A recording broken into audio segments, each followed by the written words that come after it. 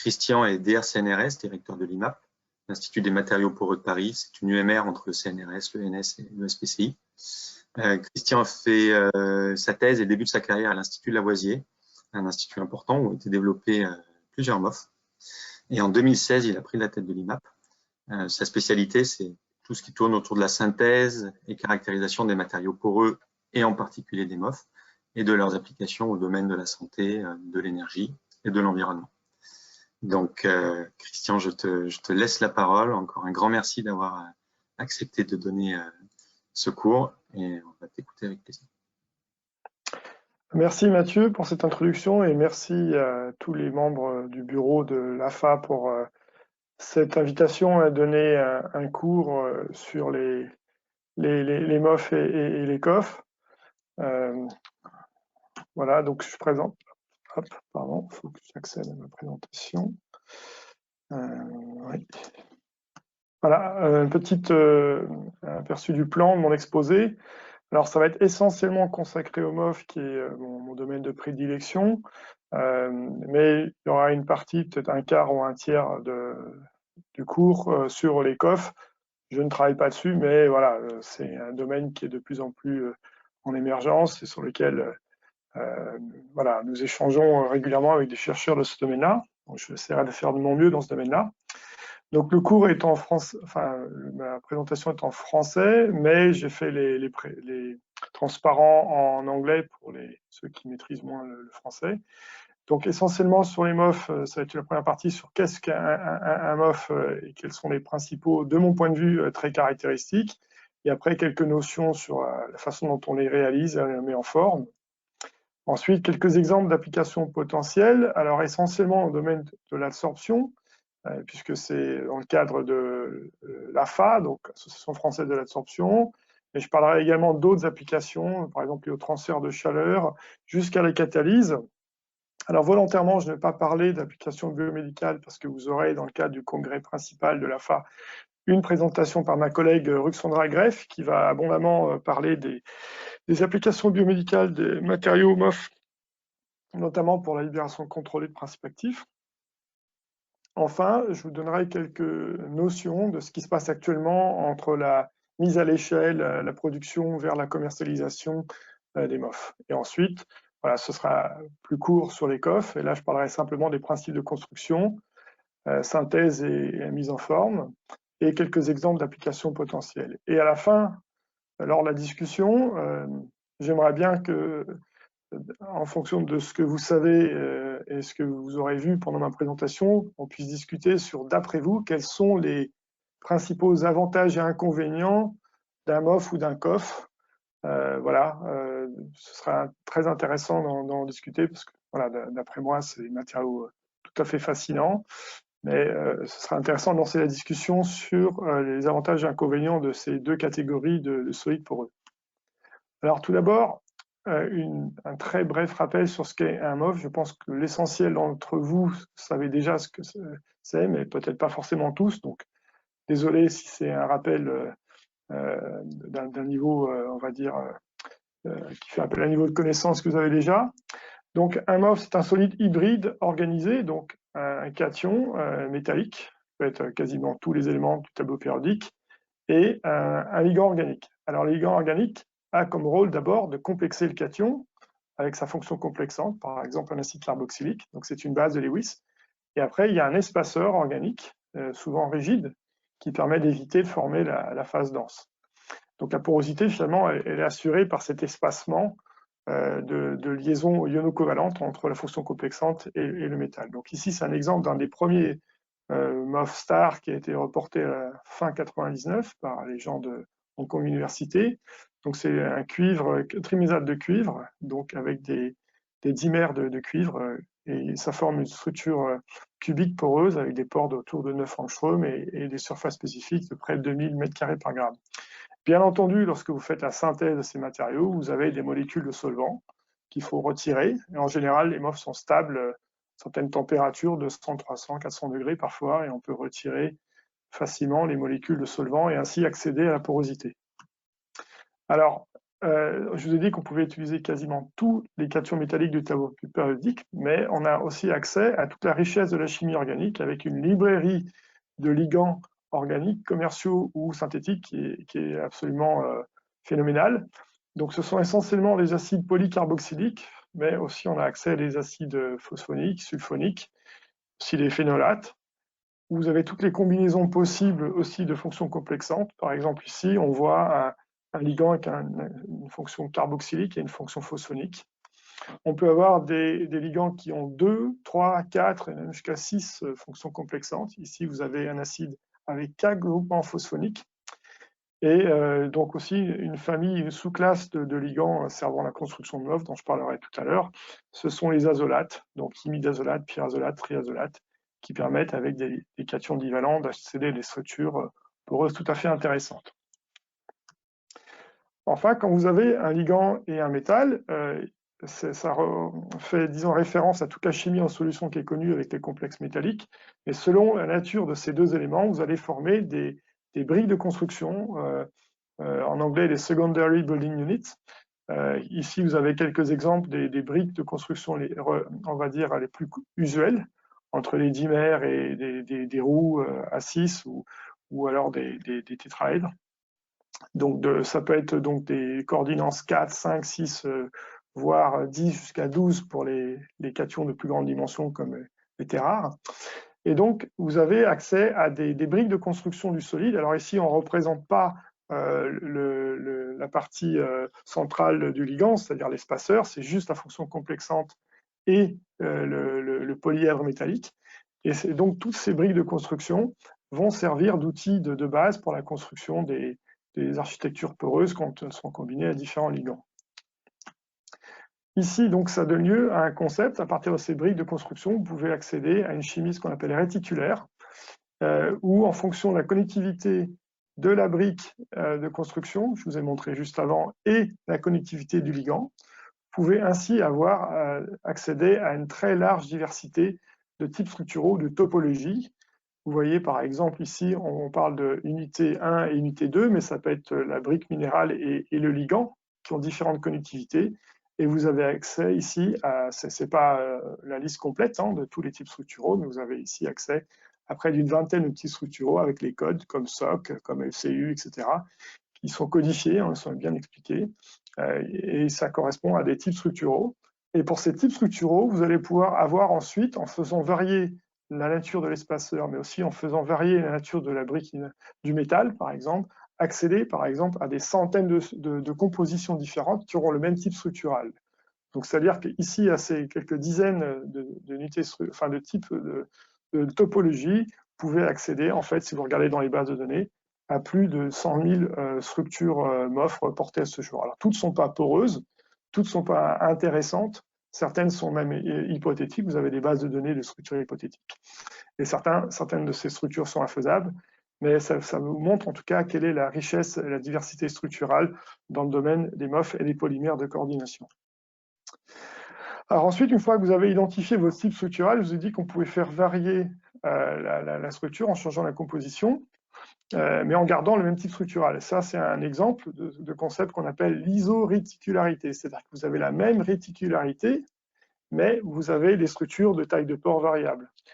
C'est le cas ici d'une série de composés à base de métaux octaédriques trivalents, des carboxylates, de nom 1100 à 1101. Alors il faut savoir que dans le domaine MOF, vous avez la description par le type structural, je vous ai présenté juste avant, mais aussi la formule, et vous avez aussi les acronymes qui sont donnés généralement venant de l'endroit où la structure a été décrite. Par exemple, MIL, ça veut dire matériaux de l'Institut Lavoisier. HKUST One, que j'ai présenté juste avant, c'est Hong Kong University Science and Technology. Et ainsi de suite. Ça rend aussi un peu compliqué parfois l'identification d'un matériau, puisque vous pouvez avoir certaines fois des groupes qui vont reporter à des intervalles courts la même structure, mais avec différents noms. Donc voilà, c'est un peu compliqué de s'y retrouver. Donc vous voyez ici sur ce type structural, qui est une architecture zéolitique de type MTN, vous avez ici juste la seule chose qui change, le métal est le même, c'est du fer ou du chrome ou du vanadium, et vous avez l'acide carboxylique dont la taille de l'espaceur ici augmente. Et ainsi, vous pouvez accéder à des tailles de pores qui vont de 27 à 55 angstroms. Donc, en fait, vous pouvez contrôler la taille des pores quand vous augmentez la taille de l'espaceur. Bien sûr, ce n'est pas toujours aussi simple que ça. On ne peut pas le faire avec tous les systèmes. Vous avez aussi la possibilité de faire des phases interpénétrées parfois. Mais voilà, c'est un concept qu'on retrouve en tout cas pour un certain nombre de systèmes MOF dans la littérature.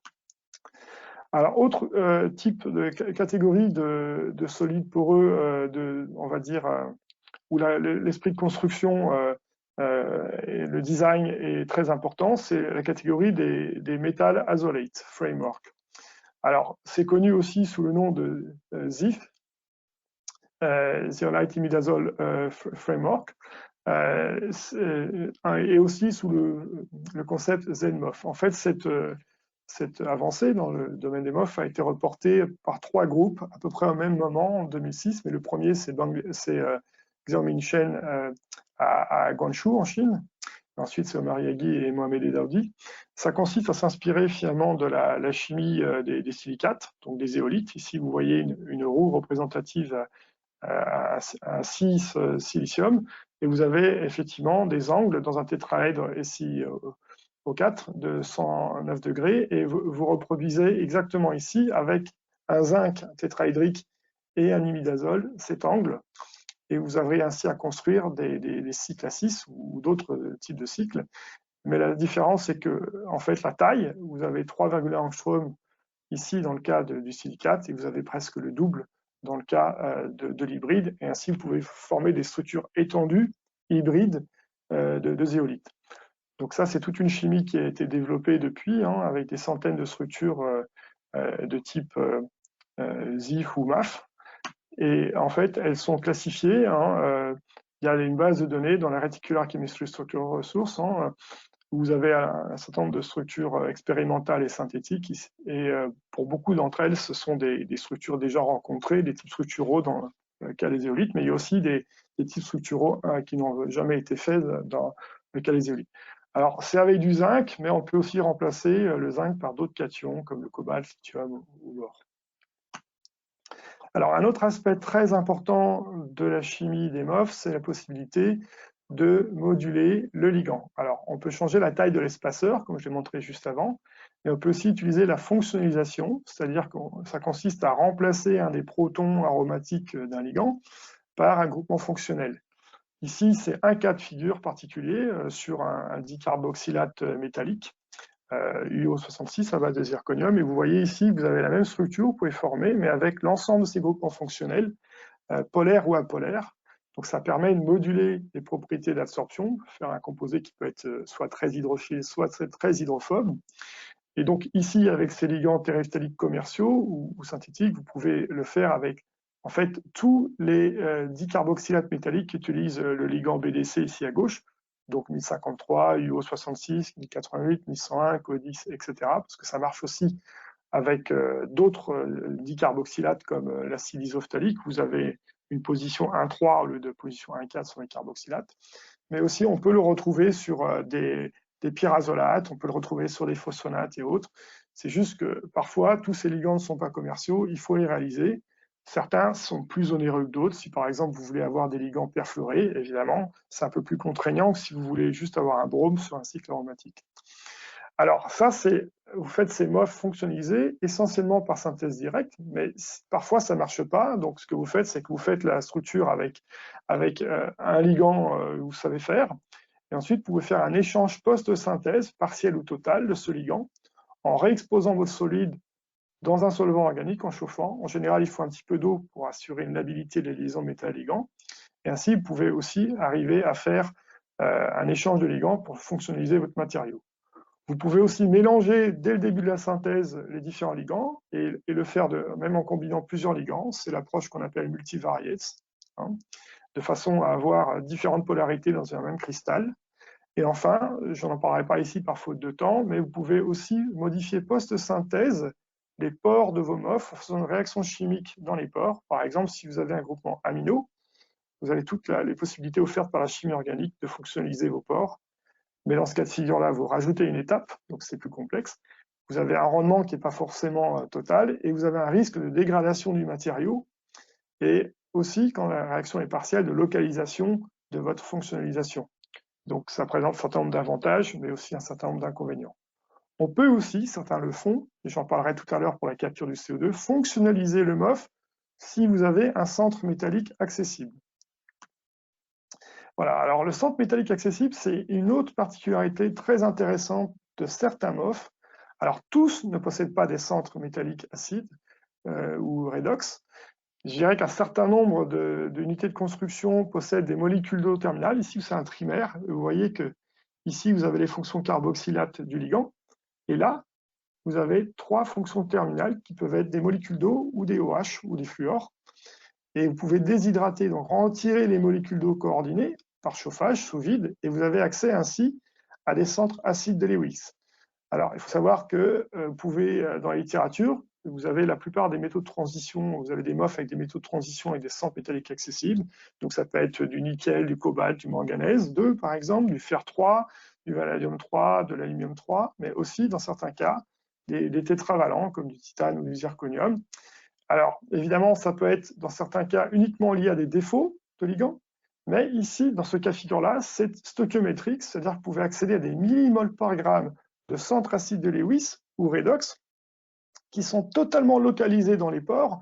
Et ça constitue une différence assez fondamentale avec les éolites, où finalement, le plus souvent, les cations qui possèdent les acidités Lewis sont pas toujours bien localisés dans les pores et pas toujours en quantité importante et accessible. Ici, vous savez exactement où est votre centre acide de Lewis. Et si vous faites des MOF hétérométalliques, j'en parlerai pas aujourd'hui, mais vous pouvez remplacer un fer 3 par un nickel 2 dans ce trimère, et ainsi vous pouvez avoir, sur une même unité de construction, 2 centres acides de Lewis qui sont de nature différente. Donc vous imaginez bien qu'en catalyse, ça peut être intéressant parce que vous pouvez avoir un catalyseur bifonctionnel de manière tout à fait contrôlée dans un même matériau. Alors si on regarde la pure adsorption, cette fois-ci, en général, si votre molécule est polaire ou quadrupolaire, c'est le premier site d'adsorption où va venir votre molécule pour interagir avec le matériau. Mais bien entendu, dans la plupart des applications, vous êtes en conditions environnementales, et là, vous avez l'eau qui va venir entrer en forte compétition avec ces centres acides, ce qui va finalement limiter la possibilité d'utiliser un peu ces centres métalliques accessibles dans n'importe quelle condition. Et quand bien même ils seraient tout le temps accessibles, vous imaginez bien que si vous exposez votre matériau à l'air libre, vous êtes entouré de composés organovolatiles et vous allez avoir une pollution de vos sites qui risque d'être importante. Donc ça, c'est à garder en tête pour l'application. Un autre caractère particulier de certains MOF, pas de tous, c'est la flexibilité. Alors, mon commentaire général, après un certain nombre d'années à travailler dans le domaine, c'est que de toute façon, même quand vous avez un MOF qui est rigide, c'est-à-dire qu'il ne change quasiment pas sa porosité et ses paramètres de maille, sa taille de pore, quand vous enlevez le solvant, c'est quand même beaucoup plus flexible qu'un matériau poreux minéral, comme une zéolite. Tout simplement parce que les forces de liaison sont parfois un peu moins fortes, première raison. Deuxièmement, c'est que vos ligands organiques, ils ont aussi des degrés de liberté. Et donc, ce qui fait que finalement, ça bouge beaucoup plus qu'on ne le pense. Et ce qui peut être, disons, un inconvénient certain si vous voulez faire une séparation de molécules par effet de taille, par exemple, parce que quand la température va augmenter, cette flexibilité de la structure va augmenter, et ainsi vous allez perdre la sélectivité de taille. Néanmoins, il y a un certain nombre de catégories de flexibilité. Donc, il y a une dont je parlerai un peu plus tout à l'heure, c'est ce qu'on appelle la respiration, où là, vous avez un changement de volume de maille, de contraction ou ouverture des pores quand les pores changent de contenu. Vous avez après ce qu'on appelle le swelling, donc c'est un gonflement uniquement en phase liquide. Vous avez, quand le matériau ne change pas de paramètres de maille, mais le ligand tourne, c'est la rotation du ligand. Vous avez, dans le cas de structures interpénétrées, vous avez 2 réseaux qui sont intercroisés. Vous pouvez avoir un déplacement de ces réseaux en fonction ou pas de la présence d'une molécule dans les pores. Dans le cas de matériaux 2D, vous avez 2 mécanismes de respiration. Le plus connu, qui est le stack layer, c'est tout simplement, vous n'avez pas de molécules, les feuillets sont rapprochés, et vous exfoliez en fait vos couches lorsque vous absorbez une molécule. Et vous avez aussi ce qu'on appelle les réseaux interdigités, c'est-à-dire, comme vous le voyez ici, c'est comme deux grilles qui sont interpénétrées. Et en fait, vous allez, par absorption de molécules, déplacer la façon dont les deux réseaux sont interpénétrés. Alors maintenant, je vais détailler un petit peu plus ce que on a appelé le greasing, c'est-à-dire les matériaux dont le volume de maille change de manière drastique lorsque l'on ouvre ou ferme les pores par adsorption ou par effet thermique. Alors ici, on représente une barrière énergétique entre deux formes ouvertes et fermées de même matériau qui est constitué de chaînes liées par sommet et d'un ligand dicarboxylique. Et vous voyez qu'il y a une barrière d'énergie. Ici, c'est autour de 20 kJ par mol, mais ça peut dépendre beaucoup de la structure et du ligand, qu'il faut affronter de façon à passer d'une forme à l'autre. Et en fait, les premières études avaient montré que c'était en fait l'absorption ou la désorption de molécules qui permettait de faire cette respiration, mais depuis, il a été démontré qu'un grand nombre de stimuli différents, comme la température seule, la pression, mais aussi, par exemple, le courant électrique, plus récemment, permettent de passer d'une conformation à une autre. Ce qui montre qu'en fait, ces solides qui respirent sont ce qu'on appelle, dans le domaine de la chimie du matériau, les stimuli responsive materials, donc des matériaux qui résistent et qui répondent à un stimuli extérieur, ce qui peut être intéressant pour un grand nombre d'applications. Alors, dans ce cas présent ici, on voit que si on change le métal, en plus, on peut changer les barrières, non seulement la barrière énergétique ici, mais même la différence d'énergie entre les deux minimums. C'est-à-dire que dans certains cas, vous pouvez avoir la forme fermée qui est beaucoup plus stable, thermodynamiquement parlant, que la forme ouverte, ou le contraire. Enfin, vous imaginez que si vous changez, parce que la respiration est liée à une rotation, finalement, des cycles autour de l'axe des carboxylates métalliques. Et donc, ainsi, si vous changez la nature de l'espaceur organique, soit vous agrandissez, soit vous réduisez la taille de cet espaceur, vous pouvez aussi changer ce phénomène de respiration. Et si vous introduisez aussi des groupements fonctionnels sur l'espaceur, vous allez prendre par gène stérique, par exemple, vous allez modifier cette respiration.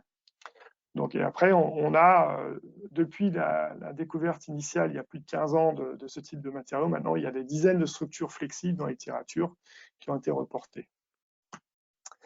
Alors, ça se traduit comment, ces différentes structures que je vous ai présentées juste avant, soit en fonction de la taille de leur pore, soit en fonction du groupement fonctionnel, soit en fonction de la respiration ou pas de ces matériaux. Donc ici, c'est juste quelques exemples d'isothermes d'absorption d'eau pour différentes catégories de MOF. Alors, si vous prenez un matériau rigide, vous avez parfois ce qu'on appelle un isotherme en forme de S, lié à l'hydrophobicité du matériau, et ensuite vous absorbez l'eau comme dans un chlorure normal.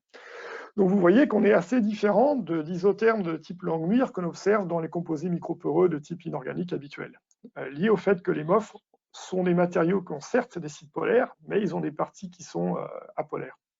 Si vous introduisez des groupements polaires ou apolaires, ici un OH ou un méthyle, vous voyez que dans le cas du polaire, vous déplacez vers la gauche, votre matériau est plus hydrophile, et dans le cas du méthyle, vous rendez le matériau beaucoup plus hydrophobe. Donc l'impact sur les propriétés d'absorption, en tout cas pour l'eau, est majeur ici. Dans le cas d'un composé flexible, comme ce que je vous ai présenté avant, vous avez encore un isotherme inhabituel, c'est-à-dire que vous avez une marge d'absorption. Alors ici, ce n'est pas lié à une mésoporosité de grande dimension, c'est lié simplement au fait que vous avez cette respiration, et évidemment, vous avez un hystérèse à la désorption, ce qui peut être embêtant pour un certain nombre d'applications. Et vous voyez que si vous avez le matériau non fonctionnalisé ou le matériau avec un simple groupement OH, vous avez un matériau qui est beaucoup plus polaire avec l'OH et qui va s'ouvrir en présence de vapeur d'eau complètement, alors que le matériau non fonctionnalisé, lui, ne s'ouvre pas. Ici, si vous prenez un matériau à très grande taille de pore, donc c'est un matériau qu'on appelle SOCMOF étendu avec du chrome, donc c'est des tailles de pore au-delà de 20 angstrom, vous avez ce composé hydrophobe, très bien, et vous avez une grosse hystérèse, et cette fois-ci, c'est lié à la taille des pores qui est mésoporeuse. Et vous le retrouvez ici dans un composé très connu qui est le 1101. Là, on a toujours un comportement proche de celui-ci, avec un hystérèse, mais vous avez deux marches, parce que vous avez deux caches, donc vous avez une porosité bimodale. Donc c'est des exemples, c'est non exhaustif, mais représentatif de l'effet de la structure et la fonctionnalisation et la taille des pores sur les isothermes d'absorption d'eau dans les MOF. Alors, autre paramètre très important, c'est la stabilité. les MOF, lorsqu'ils ont été, disons, dans les feux de l'actualité en chimie des matériaux au début des années 2000, rapidement, certains se sont aperçus que les premiers MOF qui étaient reportés n'étaient pas très stables à l'eau. Ça correspond au MOF 5, par exemple, un terephthalate de zinc. Et donc ça ici, c'est une étude faite par un chercheur du OP aux États-Unis en 2009, où il étudie par diffraction des rayons X la stabilité d'un matériau en fonction de la température et du pourcentage de vapeur. Et il a fait des calculs après sur les forces de liaison, finalement, et la différence d'énergie entre, finalement, l'hydrolyse de les réactions métal-ligand et la formation de la liaison métal-ligand. Et on voit ici que les matériaux initiaux étaient effectivement pas très stables et qu'il fallait changer la composition, passant par des degrés plus hauts d'oxydation ou en changeant de type de fonction complexante pour avoir des matériaux qui, enfin, devenaient relativement stables en conditions hydrothermales. Et ici, c'est un exemple, c'est une étude publiée par mon collègue Philippe Léveline en 2010 sur 3 matériaux représentatifs, donc un divalent, un trivalent et un tétravalent, carboxylate tous. Et ici, c'est les isothermes d'absorption-désorption d'eau sur plusieurs cycles. On voit que sur les matériaux haut degré d'oxydation fer et zirconium 4, on a à peu près des choses reproductives, donc il n'y a pas de dégradation du matériau après plusieurs cycles d'absorption-désorption. Ici, on retrouve une hystérèse parce que le matériau est mésoporeux. Et ici, il y a quelque chose qui se produit à basse pression parce qu'il y a des phénomènes de déhydroxylation, réhydroxylation sur la partie minérale. Par contre, si on prend le matériau carboxylate de cuivre, on voit qu'on perd en capacité au fur et à mesure des cycles parce que le matériau se dégrade. Donc, heureusement, depuis, et là, je vous donne les conclusions d'une revue qu'on a publiée l'an dernier, qui considère les MOF les plus stables chimiquement reportés à ce jour par grande catégorie. Donc, qu'est-ce qu'on a en fait comme structure hyper stable? On a évidemment les hauts degrés d'oxydation, par exemple avec les phosphonates. C'est vraiment ce qu'il y a de plus stable chimiquement, je pense, dans le domaine des MOF. Ici, ça donne lieu à ces chaînes et une structure poreuse comme le 1091. On a aussi, avec des fonctions polyphénolates, donc les galates, où vous avez 3 OH qui vont complexer du zirconium pour former des chaînes. Ça donne ces structures ici, comme le 1163, qui est même stable en milieu physiologique avec des phosphates. Et ici, une autre catégorie, où je vous ai parlé tout à l'heure des métals azolates. Mais si vous prenez par exemple du nickel 2 et des pierres azolates, vous pouvez former des structures très poreuses de type topologie FCU, qui sont extrêmement stables non seulement dans l'eau, mais aussi au milieu basique. Et ici, c'est une variante avec des matériaux disons, azolates à base d'espaceur porphyrine, le PCN601. Maintenant, je vais vous parler un petit peu de la synthèse des MOF. Comment les font-on? Donc, la méthode la plus classique, c'est on va dire, la même que pour les éolithes. C'est la synthèse hydrosolvothermale. Donc là, vous avez les corps en téflon, les inserts dans des autoclaves et vous chauffez. Vous êtes à 5, 10, 20 bars selon les conditions de pression, de température et de remplissage. Je dirais qu'une grosse différence, les MOF par rapport aux éolites, c'est qu'il y a une grande tendance pour solubiliser les ligands organiques à utiliser des solvants organiques, par exemple de l'EDMF, ou des mélanges de solvants organiques. Plus récemment, ça s'est beaucoup tourné aussi vers l'utilisation de solvants de type acide acétique ou acide formique, pour notamment faire réagir des métaux un peu récalcitrants comme le titane ou le zirconium. Et voilà, vous avez accès à toutes ces méthodes classiques de synthèse hydrosolvothermale. Donc, par exemple, vous pouvez utiliser donc des autoclaves en combinatoire, ici avec des grilles de 24 ou de 48 petits réacteurs. Ça permet de tester un grand nombre de conditions à la fois, ou des autoclaves de 23 ou 125 millilitres. Vous pouvez produire de quelques milligrammes jusqu'à quelques grammes de matériaux, selon les conditions. Et évidemment, un challenge qui est valable pour tous les types de matériaux que l'on produit, c'est d'essayer d'éviter ces conditions sous pression et de travailler à pression ambiante. Donc, il y a moyen, effectivement, de faire pas mal de MOF, on va dire, au reflux, même dans les solvants verts. Et vous pouvez aussi utiliser des systèmes de synthèse combinatoire. Ici, c'est un carrousel avec 6 échantillons au reflux. Et ici, avec ces moyens-là, vous pouvez accéder à quelques grammes de matériaux. Alors, toutes ces méthodes de synthèse traditionnelles sont plutôt utilisées quand vous voulez découvrir une nouvelle structure, pour avoir des monocristaux ou en tout cas des poudres bien cristallisées. Mais ce n'est pas dans un objectif de faire, on va dire, en général, des tests applicatifs à grande échelle. Si vous voulez faire plus de matériaux pour, par exemple, faire tester vos matériaux dans des pilotes de laboratoire, vous devez effectivement augmenter l'échelle. Donc ici, c'est des exemples de réacteurs de 5 ou 30 litres au reflux, donc pression ambiante. Avec cette fois-ci, vous changez le mode d'agitation, vous avez des bras. Donc ça, c'est des réacteurs de synthèse tout à fait classiques en chimie des matériaux, donc ne sont pas du tout spécifiques au MOF. Et ici, évidemment, quand vous augmentez l'échelle, il faut vous intéresser à la filtration, parce que vous pouvez avoir des problèmes de filtration quand les particules sont trop petites. Donc ici, c'est un système avec filtration sous pression.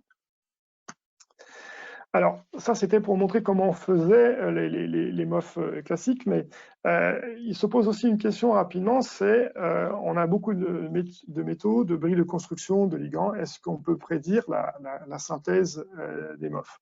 Donc, notamment l'approche réticulaire. Ça, c'est ce qui avait été reporté au début des années 2000. Alors, ça a donné lieu à des séries, par exemple ici avec des carboxylates de zinc, où on peut faire changer la taille des pores en fonction de la taille de l'espaceur. Mais ça disons, demande la formation in situ de la brille de construction, parce que vous partez d'un sel de zinc, par exemple, et vous avez le ligand organique que vous solidisez, et vous formez in situ la brille de construction. Mais ce n'est pas toujours le cas. Par exemple, si vous prenez les zirconium 4+, et vous prenez simplement des espaceurs de type dicarboxylique, vous avez la formation le plus souvent de ces briques à 6 zirconium. D'accord. Donc, le problème, c'est qu'avec ces mêmes briques de zirconium, vous pouvez former différents types structuraux. Donc, des structures de type UO66 ou de type HCP. Vous pouvez aussi former des polymorphes à base de chaînes, c'est les structures 1140. Donc, en fait, vous avez la difficulté de contrôler la nature de la structure. Donc, ici, le design contrôlé, rationnel, devient problématique parce que vous faites face au polymorphisme.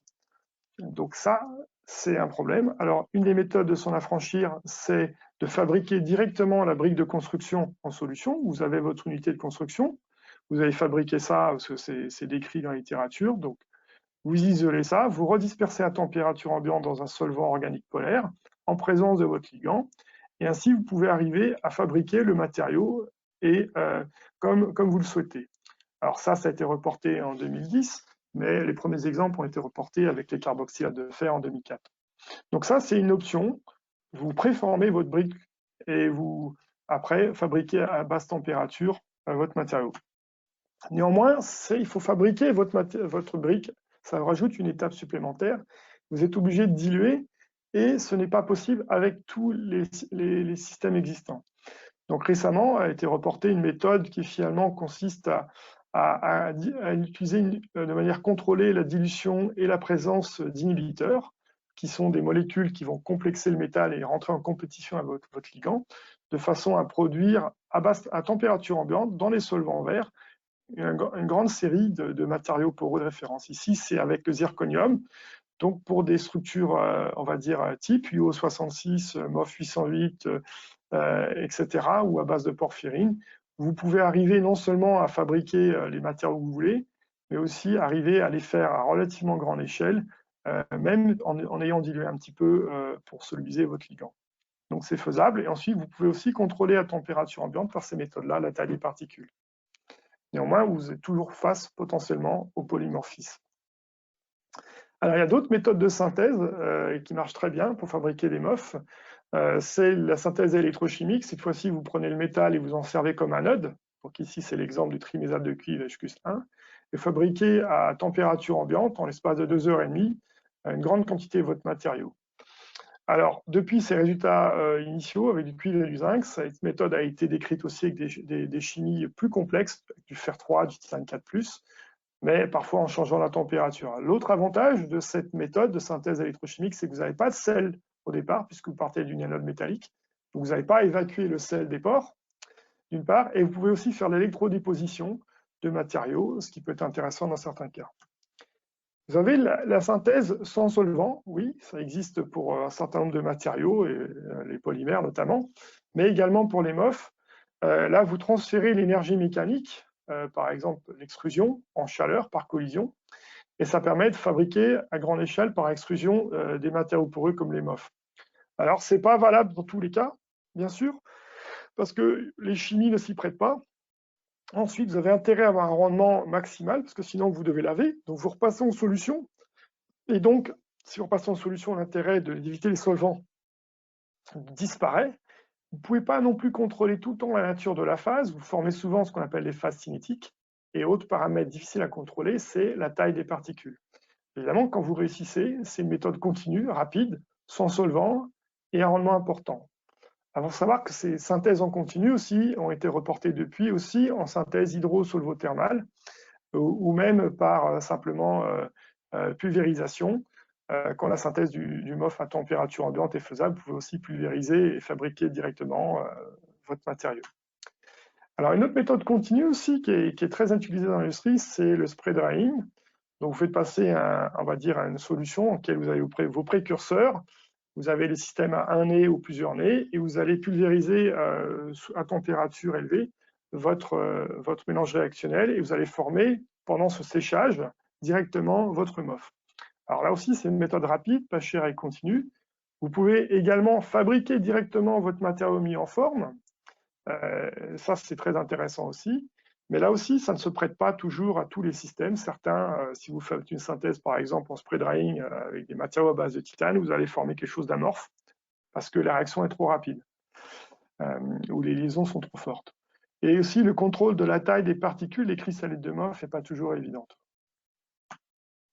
Alors, il y a aussi la synthèse, on va dire, hydrosolvothermale assistée par micro-ondes. Donc ça aussi, c'est une méthode qui n'est pas spécifique au MOF, qui existe dans plein de domaines, notamment synthèse organique. Donc l'avantage de la synthèse micro-ondes, c'est que vous pouvez avoir un chauffage homogène, rapide, de votre réaction en un temps record. Ça permet donc de mieux contrôler la taille des particules et la polydispersité, et de faire aussi les réactions plus rapidement. Donc un exemple de synthèse avec un matériau mésoporeux à base de chrome, et vous voyez ici qu'en changeant juste le temps de synthèse, entre 1 minute et 40 minutes, vous passez d'une taille de particules au l'ordre de 50 nanomètres à plusieurs centaines de nanomètres.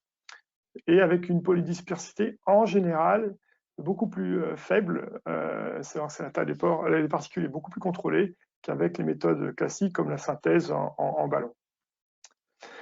Alors aussi, comme dans le cas d'autres matériaux, il est possible, quand vous avez une même structure MOF, en changeant les conditions de synthèse, c'est-à-dire le solvant, la température, etc., d'arriver à former une même structure avec des morphologies complètement différentes. Ici, c'est le cas d'un carboxylate d'aluminium, le 1096. Vous pouvez avoir des bâtonnets de plusieurs microns, des plaquettes fines et relativement larges on va dire, autour du micron, des nanorods nanométriques, ou alors des toutes petites particules qui font 50 nanomètres.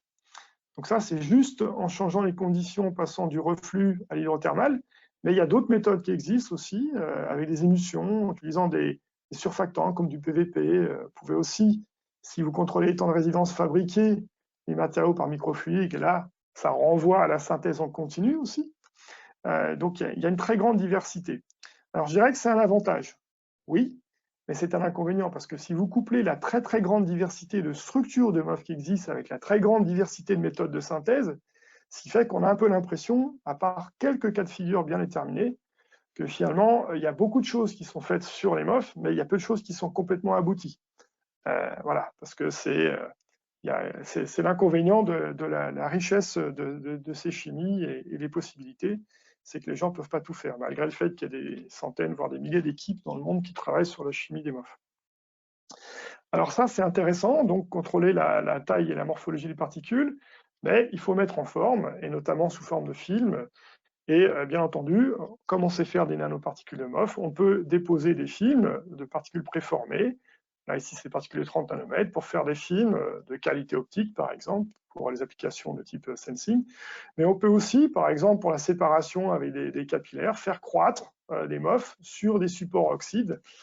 Et ça, c'est relativement intéressant, par exemple, si on veut faire des capillaires de séparation chromatographique de gaz.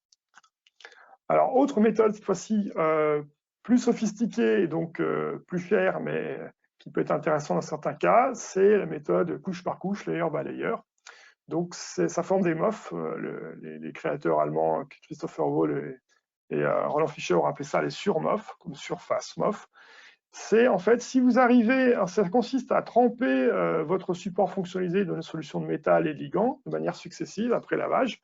Ainsi, vous faites croître couche par couche votre MOF. Vous pouvez contrôler ainsi l'épaisseur de la couche ainsi formée. Vous pouvez même alterner, changer de ligand ou changer de métal, avoir une certaine ingénierie de ces systèmes-là.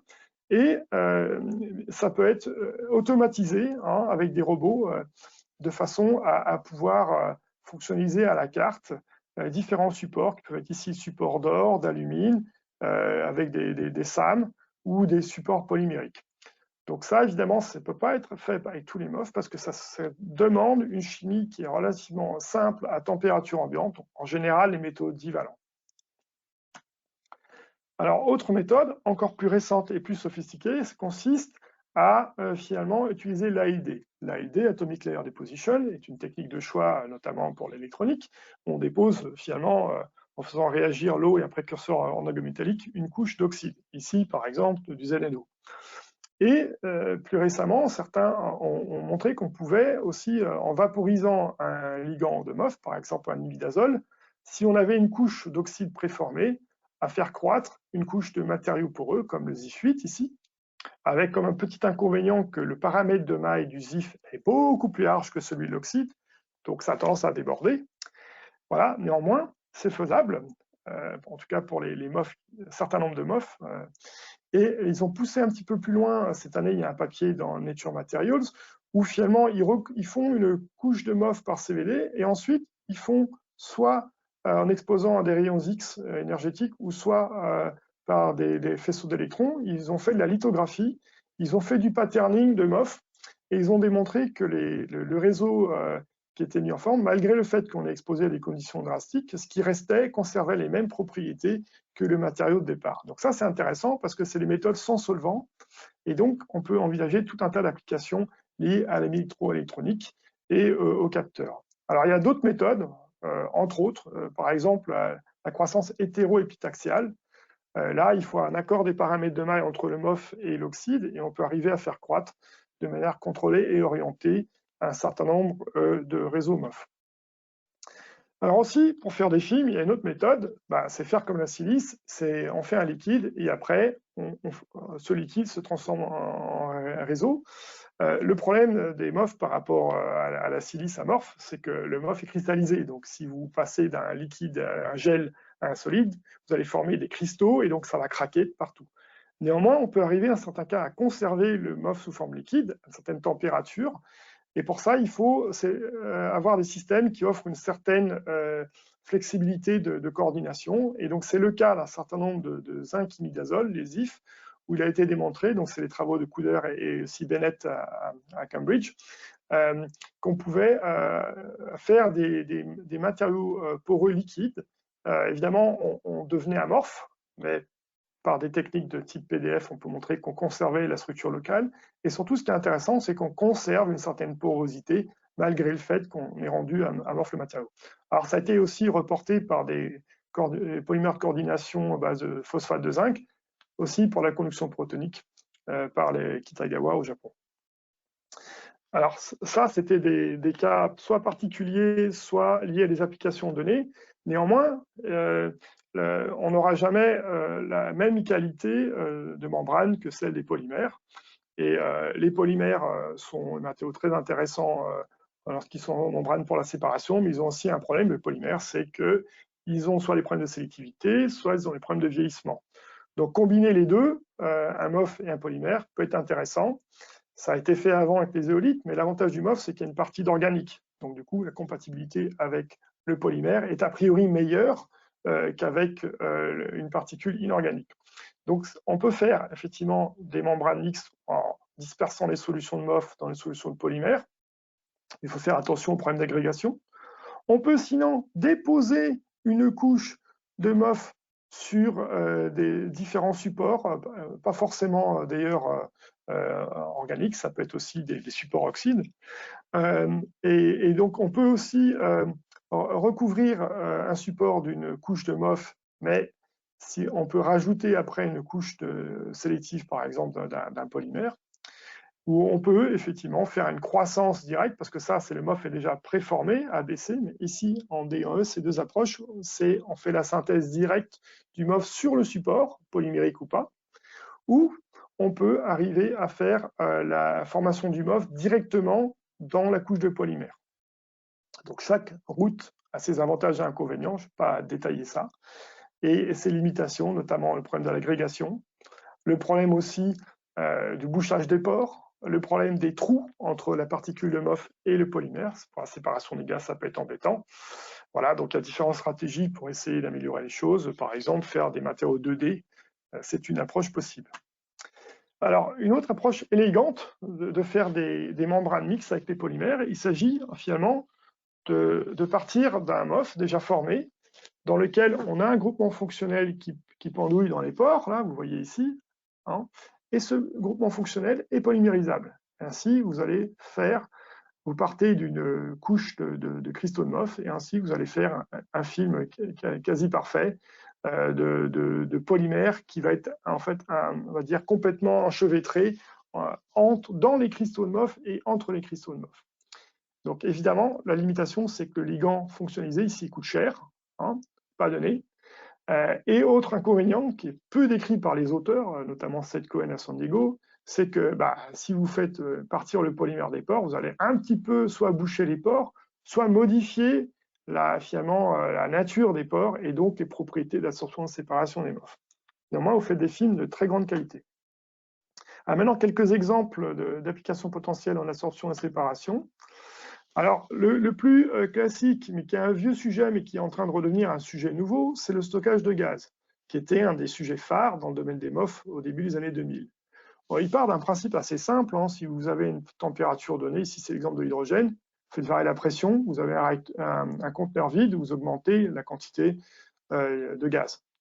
Mais si vous avez un MOF, vous allez absorber le gaz dans les pores, il y a une certaine chaleur d'absorption entre le gaz et le MOF, et plus cette chaleur est importante, plus ce confinement est important, et plus cet excès d'absorption va être important. Et c'est ça qui est recherché pour cette application, c'est avoir un excès d'absorption le plus large possible. Et dans le cas de l'hydrogène, ici à 77 Kelvin, on peut avoir des capacités relativement larges, mais évidemment, si vous passez à température ambiante, même à 100 bars, vous avez des capacités beaucoup plus faibles. Alors, évidemment, si vous changez, vous passez l'hydrogène au méthane, le méthane a une chaleur d'absorption qui est au moins 2 fois plus importante que celle de l'hydrogène dans un poreux, hein. Donc là, vous pouvez avoir des capacités de stockage à température ambiante, à des pressions modérées, autour de 30, 40, 50, 60 bars. Et donc, ça a été rapidement étudié par les industriels. Ici, c'est un exemple de voiture avec un MOF au cuivre qui a été, donc ici vous avez les réservoirs qui étaient chargés en MOF au cuivre, et il y a eu un démonstrateur avec des voitures qui ont circulé, voilà, un projet notamment entre BASF et Ford, et ensuite ils ont utilisé un matériau moins cher à base d'aluminium. Et ce que nous a dit BASF, c'est que oui, ça marche bien sur le plan technique, mais le coût, pas tellement au niveau du MOF, mais au niveau du changement de procédé dans la voiture était trop important, et à l'époque, en tout cas, le marché n'était pas suffisamment mature. Alors, ça, c'était avec, vous avez vu ici, le MOF est sous forme d'extrudat. Et vous imaginez bien que vous voulez maximiser la quantité de MOF en massique dans le volume du réservoir, et vous perdez toute la partie interparticulaire ici. Donc évidemment, c'est mieux si vous avez optimisé la densité de remplissage. Parce que si vous prenez un MOF qui a une densité cristallographique de 1 g par centimètre cube, si vous faites des billes et que vous mettez ça dans un réservoir, votre densité de remplissage, elle va être, dans le meilleur des cas, seulement divisée par 2. Mais en général, c'est plutôt, vous avez 30% seulement de la porosité initiale. Donc, vous pouvez compacter ici. Vous avez les risques de casser un peu la structure des pores et donc aussi de réduire le volume poreux. Une alternative qui a été reportée par un collègue de Cambridge consiste à fabriquer un monolithe, finalement, avec une porosité hiérarchique du MOF, de façon à optimiser la densité d'emplissage. Et on voit ici que la capacité en volume par volume, parce que souvent dans les articles, vous avez un volume par gramme, mais en fait, dans un réservoir, c'est en volume par volume, il faut raisonner, qui est largement augmenté ici entre la poudre seule, classique, et le monolithe. Et ainsi, vous avez également, vous gagnez grâce à ces macropores, mésopores organisés, aussi en termes de diffusion. Alors, ça, ici, je vous présente, ce transparent paraît compliqué, mais en fait, je vous disais que le stockage de gaz, c'était un vieux sujet, mais qui est redevenu à la mode, tout simplement parce que vous êtes tous entendu parler des voitures à hydrogène. Et donc, du coup, la recherche de solutions pour stocker l'hydrogène à plus basse pression refait jour.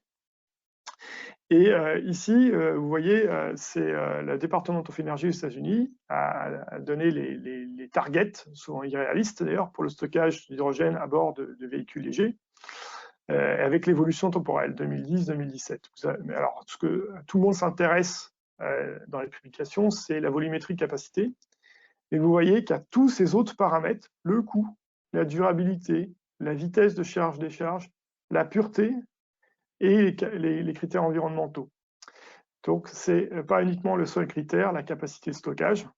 Et en fait, toute cette recherche-là est en train de connaître un renouveau important dans le domaine du stockage. Et si je vous montre un résultat qui a été publié en 2016 par une agence américaine, c'est un bilan d'un projet sur le stockage d'hydrogène entre un centre d'excellence, finalement, un consortium qui incluait des partenaires académiques, mais aussi BASF et Ford.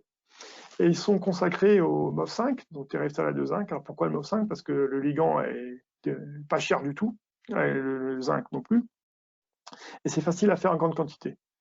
Donc ils ont pu démontrer que le MOF5 pour le stockage d'hydrogène était bien meilleur que le charbon actif de référence.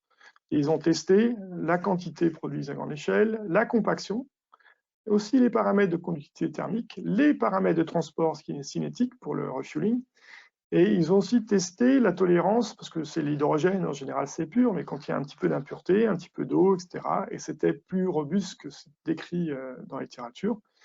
Et à partir de ces résultats, ils ont aussi conduit une étude de modélisation pour essayer de prédire de meilleurs absorbants encore que le MOF5, et ils ont vu qu'il était possible éventuellement d'aller plus haut en termes de densité, en poids ou en masse, et pour dépasser finalement les performances au total des systèmes d'hydrogène compressé, qui sont ceux pour l'instant sur lesquels les industriels travaillent.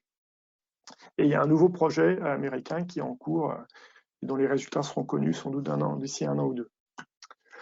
Alors ça, c'était la partie plus applicative, mais il y a aussi des concepts intéressants. Christian, excuse-moi, il y avait une question pour toi qui était posée dans le chat. Cela représente quelle quantité de MOF dans le véhicule? Ah, c'est une bonne question.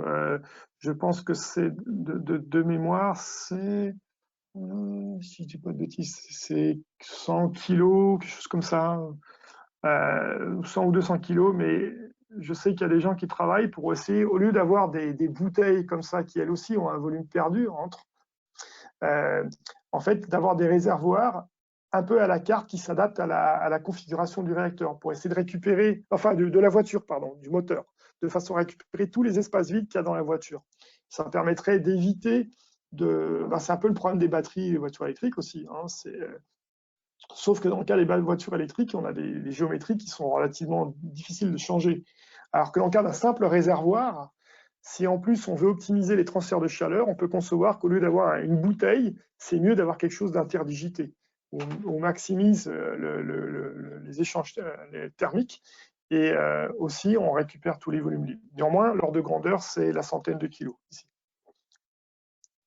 Alors, autre concept beaucoup plus exploratoire, reporté en 2015 par un groupe américain, pour le stockage de gaz, parce que quand vous absorbez un gaz, ça chauffe l'absorption, et quand vous désorbez, vous refroidissez. Et il y a les problèmes de conductivité thermique, on peut mettre des additifs, mais ça, c'est limite.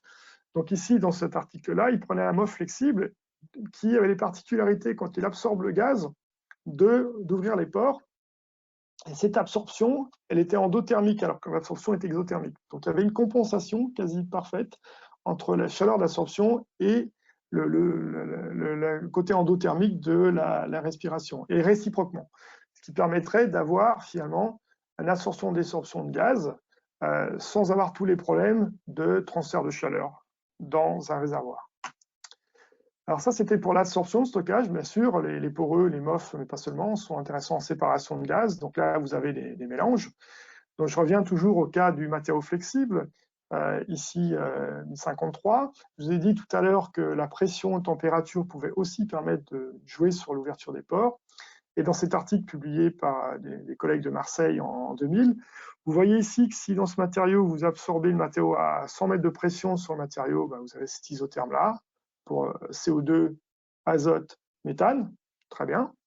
Et quand vous appliquez 100 ou 200 mégapascales, vous n'avez aucune modification pour le CO2 à 100 mégapascales, et très peu pour les autres gaz. Par contre, à 200 mégapascales, vous voyez que vous perdez 20% en CO2, mais vous absorbez plus du tout d'azote et vous absorbez beaucoup plus difficilement le méthane. Donc, vous pouvez envisager finalement de mettre une pression mécanique sur les matériaux dans la colonne de façon à pouvoir modifier la sélectivité de l'absorption d'un matériau. Évidemment, c'est très conceptuel, mais ça ouvre, disons, des possibilités qu'on ne peut pas avoir avec des matériaux totalement rigides.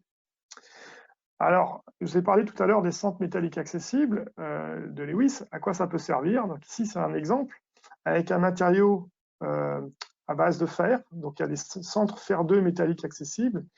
Et ces centres métalliques accessibles font en effet rétrodonation avec les molécules insaturées de type double liaison CC ou triple liaison CC. Notamment, toutes les molécules intéressantes séparées entre le propane, propylène, etc., ou propine. Donc, il a été montré ici qu'un mélange entre les olefines et paraffines pouvait être totalement séparé en présence de ce matériau à base de fer-2. Évidemment, c'est un concept. Le coût énergétique, notamment à la régénération, parce que c'est bien de coordonner l'oléfine sur le fer-2, mais il faut désorber, donc ça coûte cher en énergie. Et ici, en plus, ce MOF est totalement instable à l'air, il se dégrade, et le ligand est horriblement cher. Mais c'est un concept. Un autre concept ici, toujours sur la base de cette rétrodonation spécifique, donc on passe d'un couple fer-2 oléfine à un couple chrome-3 azote. Là aussi, ça renvoie à des choses qui sont totalement connues en chimie de coordination, chimie du complexe. On voit ici que le chrome-3 sur les centres acides Lewis-chrome a un effet de rétrodonation que n'a pas, par exemple, le matériau à base de fer et d'aluminium. Quand on fait l'absorption d'azote, on voit que le matériau chrome a une bien meilleure affinité que le même matériau à base d'aluminium et de fer, et même dépasse largement l'affinité qu'a la zéolite avec du lithium dans les pores, la LX. Et quand on regarde le méthane, pour le même matériau, on voit que le méthane n'a pas du tout cet effet de rétrodonation. Donc on a un matériau qui absorbe préférentiellement l'azote par rapport au méthane, alors que 99,99% des matériaux poreux préfèrent le méthane à l'azote. Donc voilà, ça permet d'avoir des séparations à un bar intéressantes et récupérer ainsi facilement le méthane pour la purification des biogaz. Alors évidemment, c'est un matériau au chrome qui n'est pas cher, mais un matériau au chrome. Donc ça peut être gênant sur le plan environnemental. Maintenant, dans le domaine de la capture du CO2, alors rapidement, il y a deux types de procédés, post-combustion, pré-combustion, donc les fumées d'usine ou la production d'hydrogène. Je ne vais pas rentrer dans le détail. Et une technique qui avait été décrite il y a 15 ans avec les silices, vous avez peut-être dû voir ça hier, qui consiste à greffer les silices des amines sur les groupements silanol, bah, ça a été reporté avec les MOF, cette fois-ci en n'utilisant pas les groupements silanol, mais les centres métalliques accessibles, ici par exemple un trimère, ici des chaînes, et on a ainsi possibilité de mettre des amines et ainsi former, quand on absorbe du CO2, des carbamates. L'avantage de cette technique, c'est que même en présence d'eau, ça marche. Et si on change la nature de l'amine, on peut arriver aussi à moduler les interactions et moduler les températures à laquelle on peut régénérer le CO2, ce qui est très important. Et récemment, ces mêmes auteurs ont montré que si on prenait des amines, qui généralement thermiquement ne sont pas hyper stables, si on prenait des tétrasamines à la place de simples diamines, on avait une amine beaucoup plus stable thermiquement. Ainsi, on pouvait capturer et régénérer directement à haute température le CO2 dans les fumées d'usine. Une autre possibilité, c'est de faire un matériau hydrophobe, parce que dans les fumées d'usine, vous avez l'eau, donc vous voulez capturer le CO2 en présence d'eau. Ici, c'est un travail de gens de l'EPFL, Beren Smith, où il montre qu'un MOF à l'aluminium avec des poches aromatiques ici c'est les pyrènes, mais on a des poches de 6-7 angstroms dans lesquelles le CO2 va venir se coller. Évidemment, ces poches sont extrêmement hydrophobes et ils peuvent atteindre des capacités d'absorption de CO2 à basse pression très proches de celles des matériaux à base d'amine. Et donc ici, on aurait un matériau qui capturait le CO2 même en présence de 80% d'humidité. Évidemment, ces matériaux sont complexes à faire et chers, mais c'est un concept intéressant. Alors, si vous regardez le monde réel, cette fois-ci, c'est-à-dire des matériaux pas chers, des carboxylates métalliques pas chers, qui se font dans l'eau à partir de ligands pas chers, vous pouvez également trouver des matériaux qui ont les bonnes capacités d'absorption de CO2. Ici, c'est un trimésate d'aluminium, voilà, qui a une bonne propriété d'absorption de CO2, sélectif par rapport à l'azote. Et alors, évidemment, c'est des matériaux polaires, donc ils aiment l'eau, vous avez l'eau dans les fumées, donc vous allez voir chuter la capacité d'absorption lorsque vous allez avoir trop d'eau dans le procédé. Néanmoins, on s'est aperçu que si on avait un petit peu d'eau, 5, 10 ou 20% d'eau, ça dépend du caractère hydrophile-hydrophobe du matériau, on pouvait certes voir une petite baisse de capacité d'absorption, mais parfois une sélectivité accrue entre le CO2 et le. Ici, le gaz sec, on a une sélectivité de 40 et on passe à 80 environ en présence de 40% d'humidité. Parce que l'eau participe à l'interaction avec le CO2. Donc, c'est-à-dire que ce type de matériaux, qui seront certes peut-être un peu moins performants en capacité de capture du CO2, peuvent néanmoins pourraient être utilisés en présence d'une certaine quantité d'eau relative pour la capture du CO2. Ça, c'est une autre étude qui date de 2016 qui montre l'aspect cinétique aussi. Parce que vous pouvez avoir un matériau qui préfère l'eau au CO2, et vous savez tous que lorsque vous avez deux molécules, une qui a une absorption beaucoup plus forte, elle va diffuser de manière beaucoup plus lente. Donc, comme ces phénomènes de séparation sont souvent des phénomènes, c'est les courbes de Persée, hein, on n'est pas à l'équilibre thermodynamique, vous pouvez espérer que le CO2 diffuse d'abord et l'eau ensuite. Ce qui fait que finalement, vous arrivez quand même à séparer l'eau du CO2. Et ici, c'est sur le matériau 1053 avec ou sans groupement amino. Donc ça, c'est les propriétés d'absorption de CO2 à l'état sec. Et en fait, ici, à gauche, si vous êtes en présence de 5% d'humidité, et à droite de 30% d'humidité relative. Et ce qu'on voit, évidemment, l'effet sur le matériau le plus hydrophile, amino, est plus important, l'effet de l'eau, que sur le matériau qui est plus hydrophobe. Néanmoins, on voit aussi une petite augmentation de capacité de CO2 pour le matériau non fonctionnalisé quand on a 5% d'eau. Et pour le matériau amino, lui, par contre, on ne voit pas de changement à 5%, mais lorsqu'on augmente à 30%, on a une chute. Néanmoins, cette étude a démontré qu'on pouvait espérer une séparation cinétique du CO2 N2 en présence d'eau sur des MOF polaires.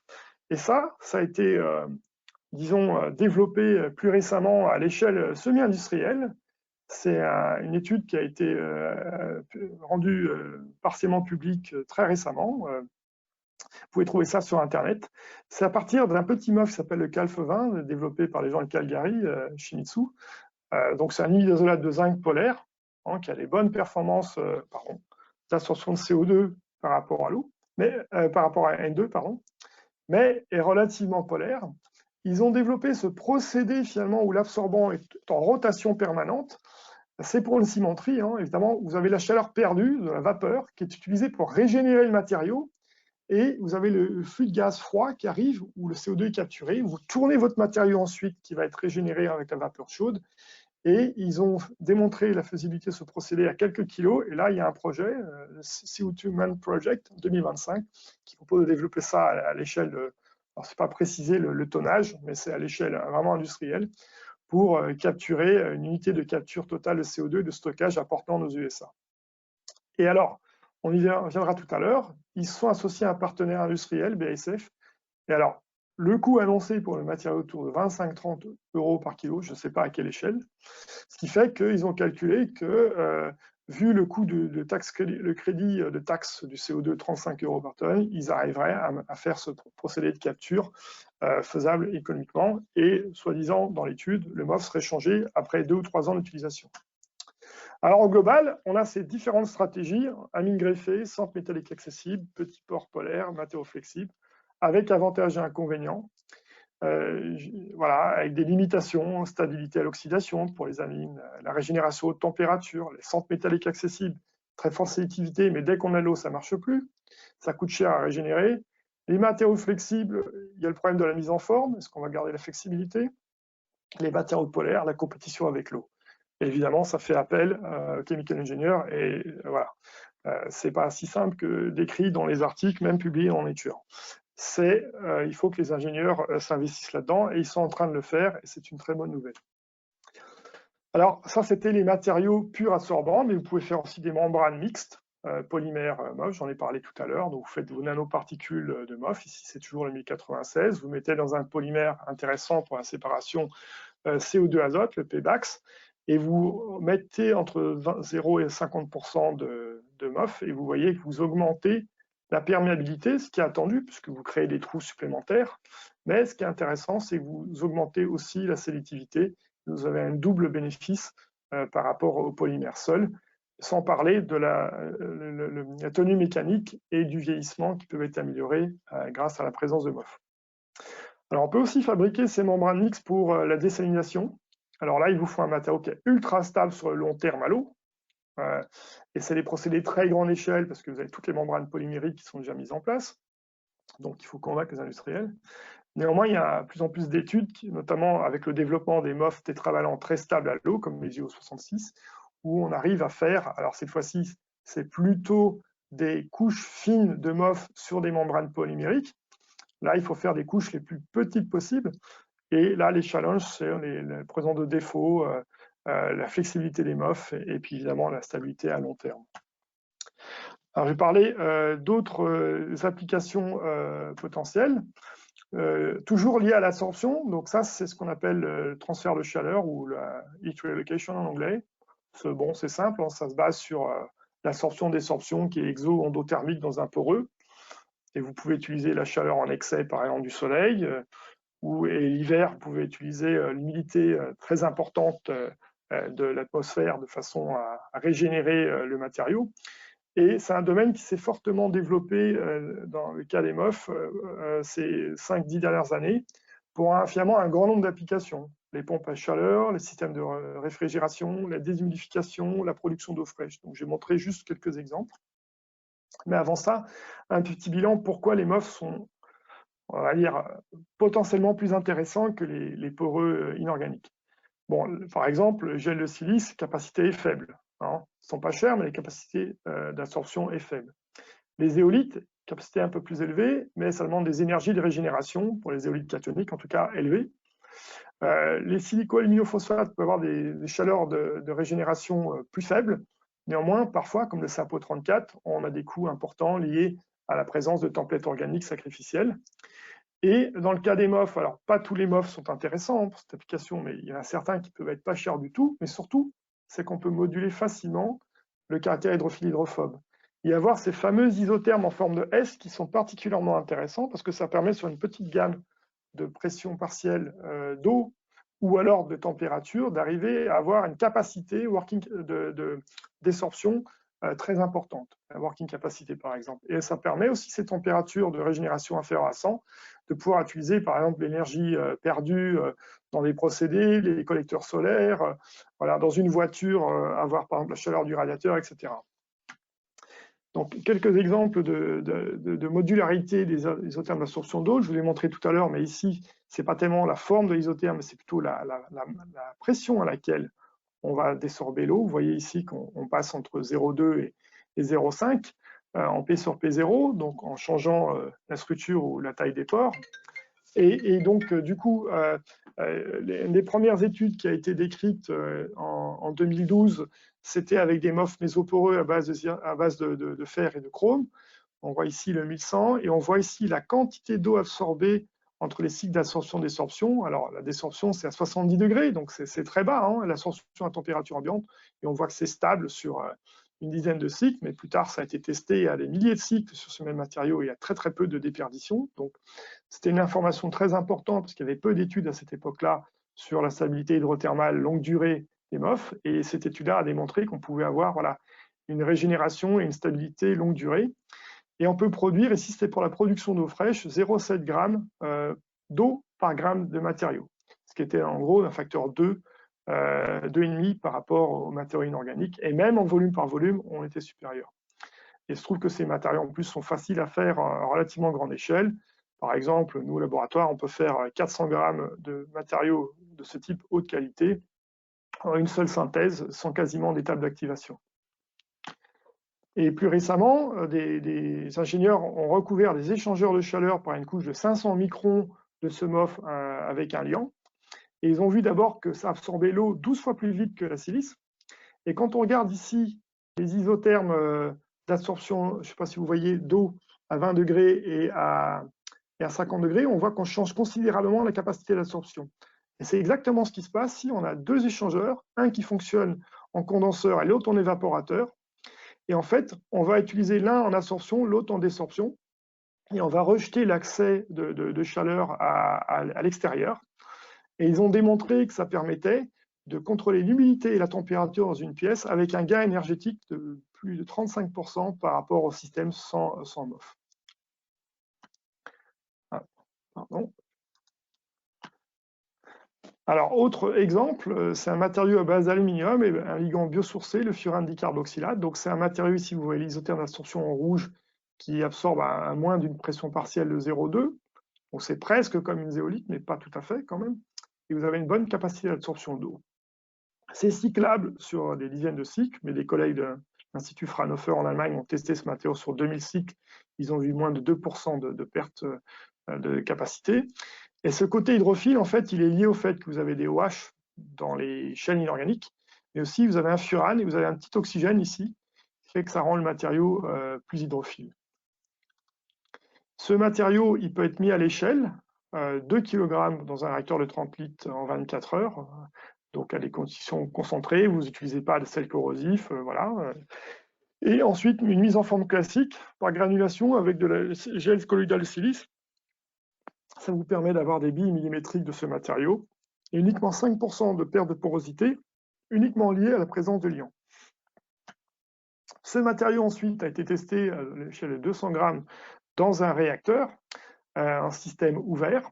Et vous voyez ici, ça consiste à absorber à 30 degrés, et on est ici à 1,5 kPa tout le temps, et vous désorbez à 80 degrés. Ici, vous voyez le profil en masse en fonction de la température. Et ensuite, ils ont mesuré le dégagement de chaleur dans la colonne, ici, et vous voyez, c'est le profil de température après l'absorption, et vous voyez que pendant 1 heure, vous avez une température de l'eau qui est passée au-dessus de 30 degrés. C'est intéressant parce que ça permettrait notamment d'avoir notamment la production d'eau chaude domestique, simplement en faisant l'absorption d'eau dans un solide poreux.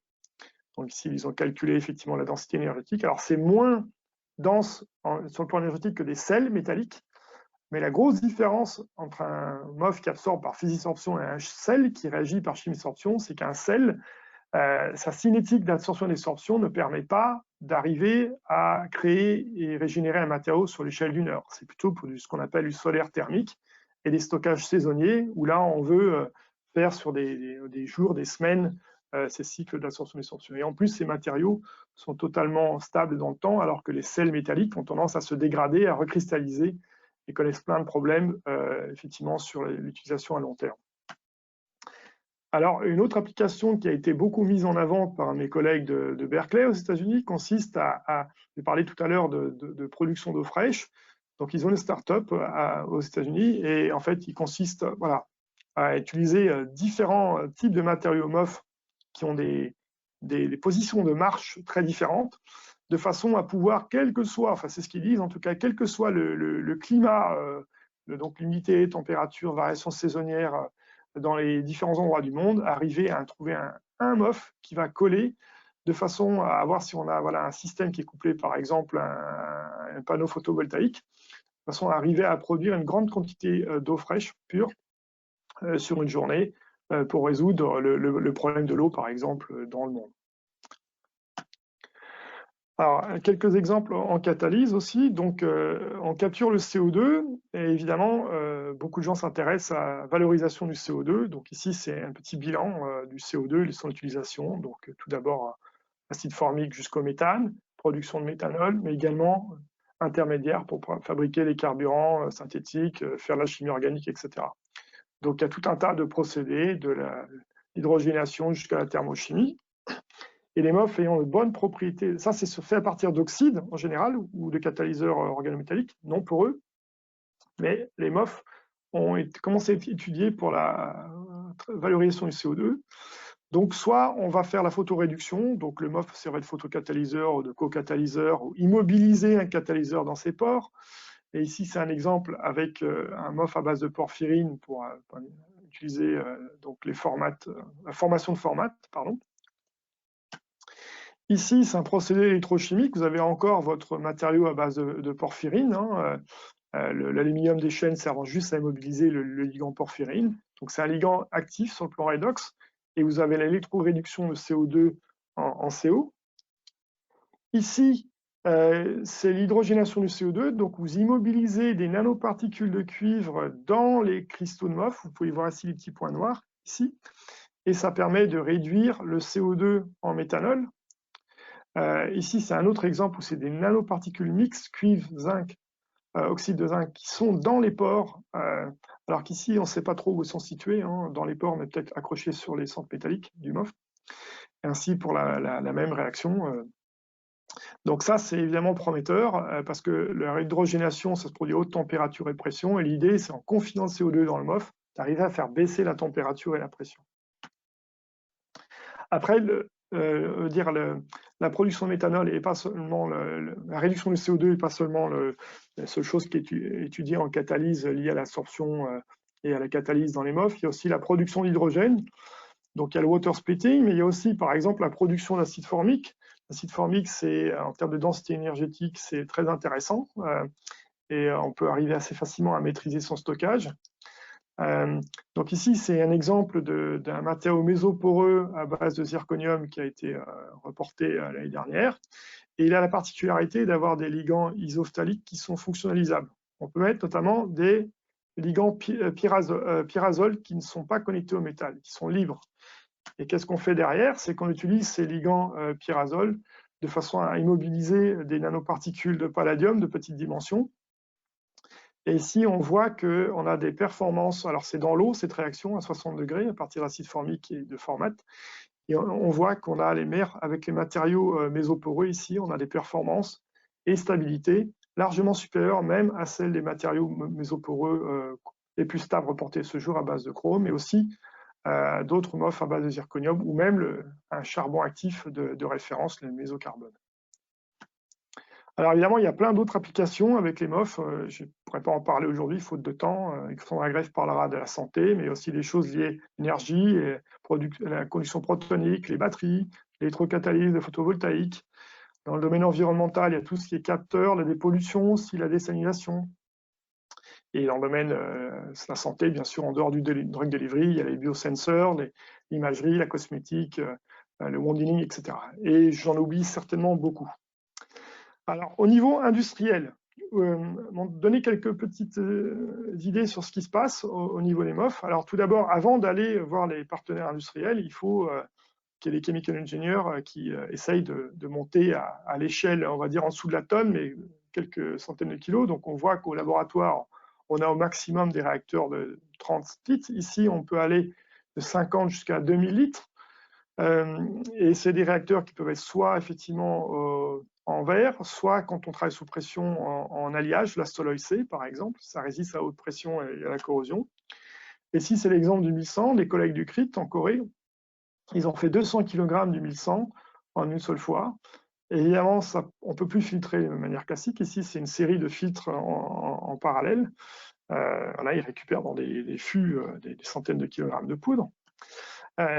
Et ensuite, ils sont capables, par des granulateurs de grande dimension, d'arriver à faire des centaines de kilogrammes de billes millimétriques de MOF, et avec des bonnes stabilités mécaniques et des performances maintenues à l'échelle de 100-200 kg. Alors ça, c'est l'exemple de 1100, mais il y a 5 à 10 MOF, à ma connaissance, dans le monde, à l'aluminium, zinc ou d'autres fers qui ont déjà été, au cuivre aussi, qui ont été faits à telle échelle. Néanmoins, si on veut aller plus haut, évidemment, ça pose déjà un problème technique, mais surtout, ça pose un problème de réglementation et de coût. Parce que vous ne savez pas, sans ignorer qu'il y a les directives REACH et d'autres équivalentes aux États-Unis, ce qui fait que si on veut arriver à commercialiser quelque chose à grande échelle, ça coûte cher, notamment au-delà de quelques centaines de kilos. Ça coûte quelques centaines de milliers d'euros pour développer un matériau à l'échelle. Donc BASF l'a fait pour un matériau, le fumarate d'aluminium, à 520. Voilà, et ils l'ont développé à plusieurs tonnes et ils ont payé les coûts et les études pour arriver à passer à cette échelle-là. Si on regarde maintenant ce qui est commercialisé... Il y a une question qui a été posée sur le chat. Oui. Alors les ions sont les mêmes qu'avec les zeolites, c'est-à-dire les silices colloïdales, les argiles, Mais beaucoup de gens utilisent aussi des polymères parce que l'affinité avec les surfaces des MOF est bonne et que si on veut travailler bien sûr sur la catalyse hétérogène à haute température, les polymères sont à proscrire. Mais si c'est pour la séparation ou la capture des COV, ça ne pose pas de problème. Il y a certains polymères qui sont stables à 150 degrés. Voilà, donc après, il y a les mêmes problèmes qu'avec les éolytes, le bouchage des pores, les problèmes de diffusion, etc. etc. Mais ça ne change pas fondamentalement, c'est juste que les recettes changent parce que les surfaces externes des MOF sont différentes de celles des éolytes. Et même quand on a deux MOF qui sont proches de composition chimique, par exemple carboxylate métallique, carboxylate d'aluminium, si on change un tout petit peu le ligand, on peut changer la chimie de surface et il n'y a pas de côté prédictif pour l'instant. Il faut essayer et acquérir du savoir-faire. Alors, en termes de matériaux commerciaux, si vous allez sur Simadrich, vous avez ces 6 matériaux à base, évidemment, aluminium, cuivre, fer, zinc ou magnésium, qui correspondent aux structures que j'ai mis ici, donc des structures classiques. Hein. Vous avez aussi Stream Chemicals, qui ne fabrique pas directement, parce que Simadrich, c'est BASF qui fabrique. Ils sous-traitent la production à quelques kilos de différents MOF, donc vous pouvez trouver les MOF de référence. Et il y a d'autres fournisseurs, hein, maintenant en Chine et aux États-Unis, qui proposent aussi, alors je ne sais pas trop au niveau de tout ce qui est propriété intellectuelle, s'ils respectent bien les choses, mais en tout cas, on peut trouver un certain nombre de MOF. Le point commun, quand même, à tout ça, c'est que c'est relativement cher, parce que voilà, ils font payer leurs frais de recherche, et ça induit parfois en erreur les industriels qui pensent que les MOF coûtent très cher. Or, un MOF, le coût principal, c'est comme dans une zéolite, c'est le template. Là, c'est le ligand sur le MOF. Souvent, le métal, pour les sels d'aluminium, de fer, c'est pas cher. On peut les faire au reflux. Donc, c'est pas ça le point limitant. Le point limitant, c'est le ligand. Certains coûtent moins d'1 euro le kilo, d'autres sont à des coûts prohibitifs parce que personne les a mis à l'échelle. Et donc, ça coûte pas cher. Mais ceux qui vendent le vendent relativement cher. Mais BASF, si un industriel vient les voir pour fabriquer à multitonnes, je vous ai montré tout à l'heure qu'ils peuvent fabriquer pas cher. Voilà, mais après, c'est un business model à développer avec eux. Alors, il y a aussi 45 ou 50 startups MOF dans le monde. Soit elles fabriquent des MOF, elles les vendent, soit elles fabriquent à façon, si un client vient les voir, soit elles s'orientent vers des applications. Donc, je vais vous présenter juste rapidement quelques exemples. Il y a une des plus anciennes, MOFTech, en Irlande, qui fabrique par extrusion des MOF en continu. Donc, essentiellement des MOF pas chers, l'aluminium, fer, titane, etc. Évidemment, on ne peut pas faire tous les MOF, et après, la qualité du MOF fabriqué est à discuter, évidemment. Et il y a quelques années, ils ont annoncé, en tout cas, qu'ils étaient les premiers à avoir une application industrielle avec des MOF produits par eux. Donc, c'était une application liée au stockage des fruits et des légumes longue durée, avec un partenaire, Deco. Et là, ils encapsulaient une molécule qui, en se libérant lentement dans l'air, venait à annihiler finalement les produits, les gaz de décomposition des légumes et des fruits. Une autre start-up très connue dans le domaine des MOF est Newmat à Northwestern aux États-Unis. Là, c'est plutôt, ils ont des clients pour une application qui viennent les voir et ils essayent de trouver, en utilisant la modélisation moléculaire, quel pourrait être le meilleur matériau, essentiellement pour tout ce qui est absorption et séparation, mais aussi un peu en catalyse. Et là aussi, en même temps que MOFTech, ils ont dit que ça avait une première application industrielle, les MOF. Et c'est lié au stockage de gaz, mais ce n'est pas les gaz que je vous ai montrés. C'est des gaz toxiques comme l'arsine, la phosphine pour l'électronique, notamment pour arriver à contrôler le taux de dopage dans les semi-conducteurs. Donc là, effectivement, c'est un MOF, je crois que c'est un MOF au fer, hein, mais qui est dedans et qui permet d'avoir, on va dire, une capacité de stockage en volume par volume supérieure à celle des bouteilles vides. Une autre start-up qui a fait pas mal de communication récemment, c'est MOFWorks, qui est lié à un chercheur au Cicero en Australie. Et là, eux, c'est à la fois ils fabriquent, mais à la fois aussi ils ont des applications en vue. Ici, c'est plutôt lié à l'absorption et à la capture du CO2. Donc, ils fabriquent des membranes épaisses polymériques ou cellulosiques avec des MOF. Et là, c'est pour capturer le CO2 dans l'air. Voilà, donc ça, c'est un démonstrateur qui est disponible chez eux. Une autre start-up américano-anglaise, Framergy, donc eux, leur mode de fonctionnement, c'est qu'ils achètent enfin, ils se prennent des licences de brevets, mais ils fabriquent aussi certains MOF à l'échelle de centaines de kilogrammes, et ils font du co-développement d'applications avec des industriels. Donc là, c'est un exemple. Ici, vous voyez une unité liée à ce qu'on appelle les gaz de schiste aux États-Unis. Donc, c'est des petites unités où finalement les compositions changent de manière drastique. Et en fait, ils ont des problèmes de COV, de purification de gaz. Et ils ont utilisé notamment des MOF au fer de façon à pouvoir séparer correctement ces gaz de schiste. Et là, c'est un exemple à petite échelle, mais ils travaillent actuellement sur des démonstrateurs à plus grande échelle. Mais bon, ils travaillent aussi sur d'autres applications liées à la cosmétique. Enfin, autre start-up, Mosaic, celle créée par Jeff Relong à Berkeley. Eux, c'est pour la séparation des gaz, CO2, mais pas uniquement. Voilà, je volontairement laissé quelques textes qui sont mis en avant sur les sites web de ces startups. Donc, c'est assez générique, vous pouvez voir. Mais c'est normal, c'est les startups, donc il faut qu'ils trouvent les investisseurs. Et donc, voilà, il faut qu'ils vendent les choses. Maintenant, je vais finir la dernière partie avec les COF. Donc, moi-même, je ne suis pas un spécialiste des COF, mais voilà, j'en connais quelques notions de base. Alors, qu'est-ce que c'est qu'un COF? C'est un Covalent Organic Framework. Donc là, il n'y a plus de métaux, même si certains actuellement cherchent à en mettre pour d'autres applications. Donc là, le premier exemple, ça a été un simple acide boronique sur lequel vous faites réagir des fonctions boroniques et vous avez par déshydratation, formation d'une condensation. Alors évidemment, si vous prenez un simple boronique, vous avez juste un petit cluster. Mais si vous avez un poly boronique acide, ben dans ce cas-là, vous formez un réseau étendu. Donc, vous formez ce type de réseau. Ce sont des matériaux 2D avec des grandes porosités. Plus récemment, des matériaux 3D ont été reportés. Pourquoi 3D? Parce qu'ils ont pris des ligands polycomplexants, on va dire, mais qui ne sont pas plans, tout simplement. Alors, une constante des COF, c'est quand même que vous n'avez pas de métaux, mais vous avez des pores de grande dimension, en général entre 10 et 30 angstroms. Vous avez beaucoup moins de cas de figure que dans le cas des MOF ou des éolites avec des microporeux, voire des super microporeux. Donc, je vous montrerai après, ce n'est pas fait pour normalement la séparation des petites molécules de gaz. Alors, ça, c'était le premier exemple reporté avec l'acide boronique, mais depuis, la chimie s'est bien développée.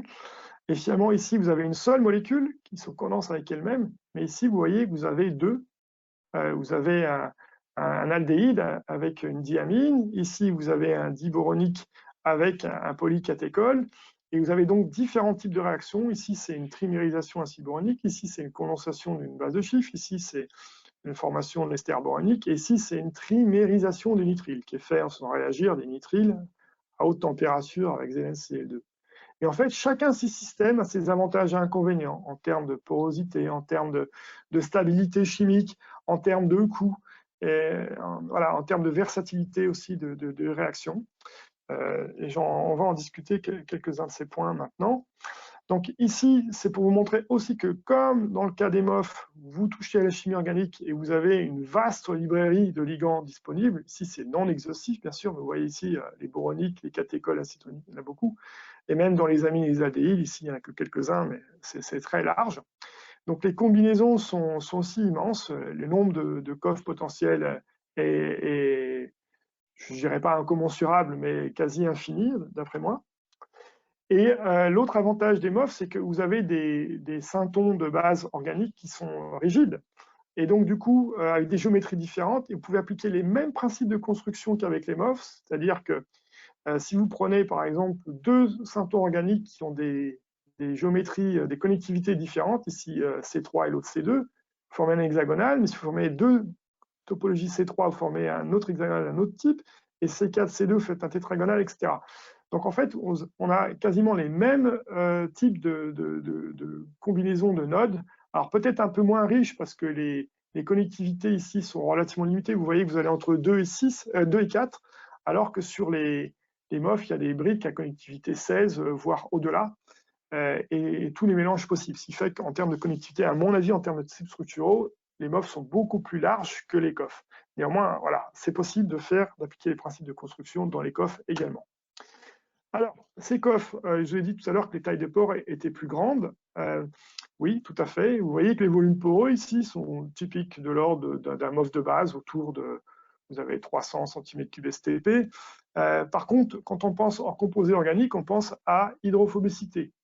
Alors oui et non, parce que tous les groupements polaires qu'il y a dans ces symptômes des coffres ne sont pas tous connectés lorsque vous fabriquez le coffre. Ainsi, vous voyez qu'ici, c'est une série de coffres dans lesquels on a fait varier le groupement organique. Vous voyez que vous avez un composé quand même très hydrophile à un composé, on va dire, amphiphile, voire ici commence à être hydrophobe. Vous voyez aussi qu'il y a des hystérèses parce que les pores sont grands, mais c'est aussi peut-être parce que le matériau est 2D et donc vous avez un matériau 2D, il y a une certaine flexibilité. Néanmoins, c'est quand même moins bien défini en termes de forme d'isotherme qu'un MOF, mais c'est aussi quand vous regardez la plupart des coffres, les diagrammes de rayons X sont présentent des pics très larges, donc c'est mal cristallisé. Ça peut aussi jouer sur la distribution des tailles de pores, et donc du coup, parce que vous avez l'interparticulaire, expliquer pourquoi la forme de l'isotherme d'absorption n'est pas aussi marquée, nette qu'avec un MOF qui a des tailles microparticulaires. Mais au moins, on peut modifier la balance hydrophile-hydrophobe dans les coffres et avoir des choses assez proches au final des MOF en termes de position de la marche. Alors, un des problèmes aussi des premières générations de MOF, comme avec les premières générations de MOF, c'était la proportion à s'hydrolyser en présence d'eau. Hein. Évidemment, en cas des boronates, on déshydrate pour former le réseau, et donc c'est réversible. Et donc, du coup, ça conduit à une instabilité de ces matériaux sous air. Donc voilà, c'est ce côté réversible des coffres première génération, donc ça donnait les matériaux qui étaient instables chimiquement. Alors si on regardait d'autres systèmes qui avaient été reportés en littérature, qui condensaient des parties organiques, mais pas vraiment en réaction, on va dire, avec des catalyseurs au palladium dans les conditions drastiques, on formait des réseaux aromatiques de type polyaromatic framework, les PAF, ou polyorganic framework, c'est presque des polymères, ça c'est amorphe. Par contre, c'est hyper robuste, et c'est très très stable chimiquement. Mais par contre, c'est extrêmement cher. Alors l'idée, c'était d'essayer de développer des coffres stables sans utiliser les conditions de synthèse drastiques et en essayant de cristalliser les choses. Et si on regarde, ils ont regardé, pas moi, la littérature sur ce qui existait à l'échelle de la chimie organique, il y avait la possibilité d'arriver, quand on prend par exemple ces réactions de condensation entre une amine et cet aldéhyde, il y a la possibilité de stabiliser finalement ces on va dire, liaisons qui ici par exemple sont instables, et en fait en simplement modifiant légèrement le tautomérisme en faisant un transfert de protons, ici en fait on arrive à avoir des configurations beaucoup plus stables sur le plan thermodynamique. Donc en fait c'est cet tautomérisme irréversible en passant de la forme ENO à la forme keto qui permet, voilà, qui a été mis en avance pour améliorer la stabilité chimique des coffres. Ainsi, ces matériaux ainsi formés peuvent être là cette fois-ci non seulement stables dans l'eau, mais ici stables en milieu très acide. Vous voyez dans HCl, après une semaine, il n'y a pas de modification de la porosité et de la cristallinité. On peut aussi passer au milieu basique, hein, et là, toujours les mêmes matériaux, ils sont stables. On perd un petit peu quand même pour l'un d'entre eux les capacités dans NaOH 9 molaires quand même. Mais néanmoins, ça vous montre que par rapport à un MOF ou même une zéolite, ils ne sont pas stables, les MOF ou les zéolites, sur toute la gamme de pH, du milieu très acide et du milieu très basique. Dans le composé organique pour eux, comme certains coffres, on peut avoir une stabilité sur quasiment toute la gamme de pH. Alors, un autre problème des coffres, c'était la mise à l'échelle. Les premières synthèses de coffres, c'était vraiment à l'échelle de quelques milligrammes dans des conditions vraiment draconiennes. En plus, le problème, c'est qu'on formait des matériaux 2D, et les matériaux 2D, il y a les problèmes d'empilement des couches, qui fait que la porosité observée était souvent très inférieure à la porosité théorique. Donc voilà, ça c'est un procédé typique qui était décrit il y a 5-10 ans dans le domaine des coffres. Vous prenez vos réactifs, vous soniquez, vous ensuite faites le vide, vous scellez, vous chauffez, vous cassez le tube, vous lavez, etc. Donc, solvant organique toxique, réaction 3 à 7 jours, conditions inertes, quantité faible, et à la fin, des poudres très difficiles à mettre en forme. Donc, il y avait nécessité de changer tout ça. et de trouver des mécanismes alternatifs, à la fois pour cristalliser le matériau, conserver une très bonne stabilité chimique, mais aussi éviter la formation d'amorphes, certes stables chimiquement, mais totalement non poreux. Et une des méthodes, il y en a plusieurs, mais que je trouve particulièrement élégante, c'est la méthode salt-mediated, c'est-à-dire, en fait, on rajoute un composant à la synthèse qui ne participe pas à la structure finale, mais qui joue le rôle d'intermédiaire pour contrôler la réactivité. Donc, au lieu simplement de condenser l'amine et l'aldéhyde, vous rajoutez à l'amine, à l'acide, vous formez un sel. Donc, vous cristallisez un sel. Ensuite, vous mélangez ce sel avec l'aldéhyde, et en ajoutant un petit peu d'eau qui va jouer sur la solubilité du sel, vous arrivez à ralentir la réaction, donc introduire une certaine labilité aux liaisons, mais vous ralentissez suffisamment la réaction de façon à former un réseau coffre ordonné et poreux. Et l'avantage, c'est ici, c'est le procédé plus détaillé. Vous mélangez votre amine et votre sel, vous avez votre premier, et ensuite vous le rebroyez avec votre aldéhyde. Ainsi, vous rajoutez un petit peu d'eau et hop, un petit procédé de chauffage pour recristalliser tout ça et vous avez votre matériau poreux cristallisé. Alors ça, c'est très avantageux parce que vous pouvez ici, c'est un exemple de, vous faites varier la nature de l'amine et la nature du sel pour un même aldéhyde. Et vous voyez que vous pouvez former, en changeant la nature du sel, non seulement vous pouvez contrôler la cristallisation, mais changer le type de structure et de porosité en changeant très très peu la nature des syntons organiques. La porosité sont autour de 1000 m² par gramme, mais dans certains cas, vous pouvez même monter à 2500 m² par gramme. Alors l'avantage de ce procédé, vous avez un broyage et chauffage, c'est que vous pouvez revenir à un procédé qui est utilisé pour les MOF, c'est-à-dire la mécanosynthèse. Vous pouvez arriver à extruder, vous chauffer, vous rajoutez un petit peu d'eau, et ainsi vous arrivez à fabriquer en continu un coffre de qualité avec un rendement très intéressant. Et cet passage avec finalement l'eau avant de chauffer vous permet aussi d'avoir une pâte, une sorte de gel si vous voulez, que vous pouvez déposer et mettre en forme comme vous le souhaitez, ici vous voyez, avant de chauffer, et ainsi faire la mise en forme, le shaping cette fois-ci, avec différents types. Alors là c'est l'extrusion hein, évidemment, mais vous pouvez aussi déposer votre matériau sur des capillaires, sur différents types de substrats grâce à cette méthode où finalement vous allez former un coffre amorphe liquide et après vous chauffez pour arriver à stabiliser, former la structure poreuse.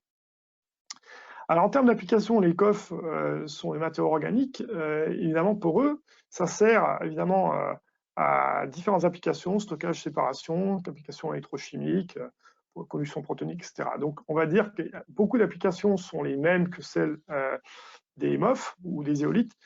Je dirais une différence notable, c'est la stabilité chimique qui est différente de celle des MOF et qui peut être notamment supérieure, et également grâce à une mise en forme plus adaptée. Alors un problème général des poreux, c'est la mise en forme sous forme de membrane de qualité. Alors je vous ai parlé tout à l'heure des membranes mixtes, polymères, MOF ou COF. Le désavantage, c'est que vous avez ce que les gens appellent du peeling off, c'est-à-dire que vous déposez sur un substrat et vous avez du mal à le faire adhérer. Vous avez le problème du craquage aussi, des défauts.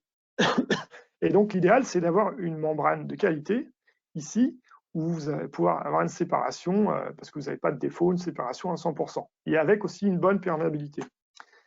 Et l'avantage du COF, fait par la méthode que je vous ai présentée juste avant, c'est une sorte de gel que l'on peut former au départ.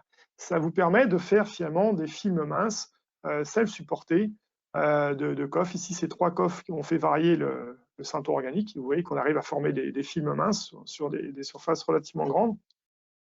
Et vous voyez ici que ce film peut être fait sur des surfaces de très grandes dimensions, donc des véritables membranes avec d'excellentes propriétés mécaniques. Pourquoi là, c'est de bonnes propriétés mécaniques? Parce que en fait, on a des matériaux qui sont 2D et qui interagissent fortement avec eux, c'est les cycles aromatiques. Je pense que ça assure pour ça que ça assure la cohésion mécanique de ce film-là. Alors, est-ce que ça a des performances intéressantes? Alors ça, c'est une étude de Jürgen Caro publiée récemment. Donc, on dépose un COF avec un groupement azine sur un support et ils testent sa séparation CO2 méthane. Alors, ils ont été très surpris du résultat parce que, en fait, la taille des pores ici est autour de 2 nanomètres, pardon. Et le CO2 méthane a plutôt en général besoin de sélectivité liée à des matériaux à petite taille de pore. Ils ont attribué cette très forte sélectivité, autour de 90, à fait qu'en fait, comme c'est un matériau 2D, il y a une croissance, on va dire, des grains et que finalement les pores efficacement sont pas à 2 nanomètres, mais sont plutôt en dessous du nanomètre. Néanmoins, la membrane s'est révélée extrêmement stable et dans le domaine des membranes, où on regarde la perméabilité et la sélectivité, il y a une sorte de limite supérieure qui bouge avec le temps, qui s'appelle la limite de Robson. Ils se sont aperçus que cette membrane avait des performances bien au-delà de la limite fixée par Robson. Alors, autre avantage de ces facilités à faire les membranes, c'est qu'ici, vous voyez une membrane de Koff et on arrive à une solution qui contient un colorant, le rose de Bengale, qui est un toxique pour les yeux. Et vous voyez que vous faites passer votre mélange ici, à la fin, vous avez de l'eau claire. Donc, il y a vraiment une sélectivité pour en faire intéressante en termes de purification. Mais vous pouvez également utiliser des mélanges. Ici, c'est une série de polluants toxiques de référence. Et ce n'est pas seulement des colorants, mais aussi le KMNO4, l'UL, etc. Et ils ont pu démontrer que l'efficacité restait à 100% sur toute la gamme de pH, entre 1 et 12, ce qui est très intéressant, parce que dans les eaux usées, on n'a pas toujours un pH 7. On pouvait aussi, là, sur les différents types d'ions testés, ou on va dire, de polluants testés, on avait une efficacité on va dire, pour être retiré de l'eau qui était, bon, sauf dans le cas 1 d'entre eux, quasiment à 100%. Et c'était recyclable parce que le coffre est très stable chimiquement. Alors, autre point intéressant avec les coffres, c'est que finalement, bon, j'ai parlé de films, mais aussi on peut faire des monolithes, des mousses. Alors, par rapport au procédé précédent, la seule différence, c'est qu'on fait buller un gaz, ici un carbonate. Ainsi, on a une mousse, voilà, comme un pain dans le four. Et c'est intéressant parce que ici, cette étude-là compare l'efficacité de séparation d'une mousse de coffre avec un coffre en poudre. Et en fait, c'est toujours la capture des colorants. Et ils sont aperçus ici, ils ont fait une tomographie, que le matériau avec les macropores, donc avec une porosité hiérarchique, le monolithe, en fait, avait une performance en termes d'efficacité de séparation. Et vous voyez ici la cinétique de séparation. Vous avez la mousse, vous avez 100% en moins de quelques minutes, alors que l'autre atteint 1 heure son rendement maximal. Et ici, ils ont calculé la taille des pores, enfin, ils ont mesuré plutôt la taille des pores. Et vous voyez que le coffre seul a une porosité qui est celle du coffre et l'interparticulaire. Et vous rajoutez, dans le cas de la mousse, des porosités qui vont jusqu'à 400 microns à peu près. Je finirai par ça, au niveau de l'application, au niveau des coffres, parce que je trouve ça très élégant et ça représente vraiment un avantage, sans doute, des coffres par rapport aux MOF, c'est tout ce qui est chiralité. Alors, évidemment, il y a plein de procédés différents pour faire un coffre chiral. Vous pouvez avoir des unités qui ne sont pas chirales et dans lesquelles vous modifiez post-synthèse. Vous pouvez avoir un des groupements qui va s'attacher avant la synthèse aux unités de construction, et ainsi vous formez le matériau chiral. Ou vous pouvez avoir des motifs dès le départ qui sont chiraux. Et vous pouvez aussi arriver à modifier la chiralité de la molécule que vous voulez séparer pour séparer dans le coffre. Néanmoins, voilà, en séparation chromatographique, un des systèmes les plus performants, ce sont les cyclodextrines greffées, qui sont les petites molécules qu'on peut facilement rendre chirales, et sont greffées sur des supports. Donc ici, ils ont été greffés sur des coffres, finalement de grands pores, ici, et ainsi, ils ont pu vérifier par une membrane de ce coffre chiral qu'on arrivait à séparer deux formes différentes de décimine. Et aussi, autre avantage, c'est la catalyse chirale, puisque le MOF, contrairement au MOF grand port chiro qui ont été rapportés dans la littérature, c'est très stable chimiquement aussi. On peut arriver donc à faire très jolies choses en termes de catalyse chirale. Voilà, donc on arrive à la fin de mon exposé. Je voulais terminer par ça, sauf s'il y a d'autres questions, sur finalement, d'après vous, qu'est-ce qui est le plus avantageux, intéressant, en fonction des applications, ou quels sont les points forts ou les points faibles, les limitations, ou les domaines sur lesquels les gens doivent encore travailler, quand vous voyez ce que font les MOF et ce que peuvent faire les COF. Voilà. Donc, je suis à votre écoute. Vous pouvez envoyer des questions par le chat ou comme vous le souhaitez. Grand merci Christian pour ta présentation. Très très dense. Enfin, vraiment, on découvre. Enfin, moi, j'ai découvert un monde. Donc, vraiment super merci. Si vous avez des questions, n'hésitez pas à les poser. Existe-t-il un compromis entre les caractéristiques texturales et la densité du lit des matériaux? Quelles sont les perspectives d'application? Oui, bien sûr, si c'est pour le stockage ou même la séparation, on va dire le critère volume par volume est essentiel. Donc évidemment, quand on a un matériau à 5000 m² par gramme, sa densité cristallographique est très faible. Donc du coup, quand c'est mis en forme dans une colonne, ça va être encore plus faible. Donc là, il faut raisonner en volume par volume, et je pense que les matériaux à 5-7 000 m² par gramme n'ont pas d'avenir. Après, ça dépend de la molécule, évidemment. L'hydrogène, le méthane, le CO2, voilà, ça ne va pas donner les mêmes excès d'absorption. Et donc, il y a une taille de pore idéale pour chaque type de gaz ou vapeur considérée et chaque type de conditions de fonctionnement données. Mais sans doute pas avec les matériaux à 5000 m². Je pense que la zone se situe sur les applications entre 1500 et 2000-2500 m² par gramme. Oui, tout à fait. Mais les grandes surfaces spécifiques, honnêtement, à part si on veut mettre des enzymes, parce que c'est quand même lié à des grandes tailles de pore ou des complexes de grandes dimensions ou des grandes nanoparticules, là, ça peut avoir un intérêt. Mais sinon, c'est pour vendre des papiers.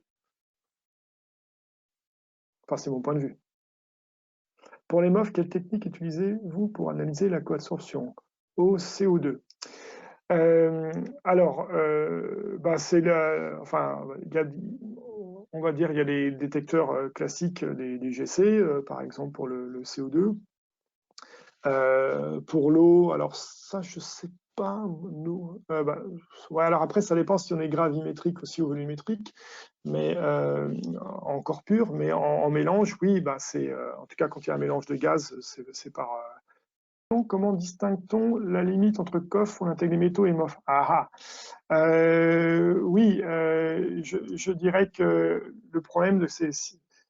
Alors, dans le cas d'un MOF, c'est un réseau de coordination, donc il y a une liaison métal-ligand.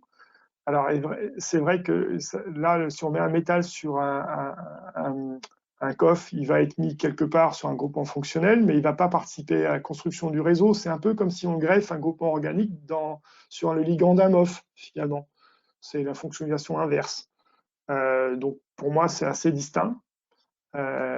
Et qu'il est possible de se passer à la limite pour avoir des matériaux absorbants de petites molécules, mais plus stables. Oui, c'est-à-dire avoir les avantages des MOF avec les avantages des COF. Oui, c'est toujours possible de faire des choses stables, mais enfin, en tout cas en séparation, absorption, je pense que la stabilité des MOF n'est pas un problème, ce serait plutôt en catalyse ou en phase aqueuse. Après, trop de stabilité, c'est peut-être aussi un inconvénient si on veut des choses biodégradables, en tout cas pour un biomédical. Voilà, donc toutes les combinaisons sont possibles, hein, comme les gens ont combiné des polymères avec des MOF ou des éolites, ils peuvent combiner des COF avec des MOF aussi pour avoir un certain nombre d'avantages des deux. Mais bon, après, un matériau qui est stable dans toutes les conditions d'utilisation, c'est impossible aussi. Hein, donc, il suffit qu'il soit stable dans les conditions d'utilisation, avec ce qu'on appelle un OPEX et un CAPEX. Alors, merci pour la présentation atomité plus faible. Alors, taux d'humidité faible dans les MOF hydrophiles, il est possible que les molécules d'eau. Oui, tout à fait. Il y a plusieurs papiers qui démontrent qu'un petit peu d'eau, sans faire perdre trop de capacité de CO2, un MOF permet d'augmenter la quantité de CO2, ou en tout cas sa sélectivité par rapport à l'azote. C'est pas hyper significatif, l'augmentation, c'est plutôt qu'on perd pas beaucoup, je dirais, parce que les sélectivités des MOF sont souvent suffisantes. C'est plutôt, plus on enlève d'eau dans les procédés de capture, plus ça coûte cher.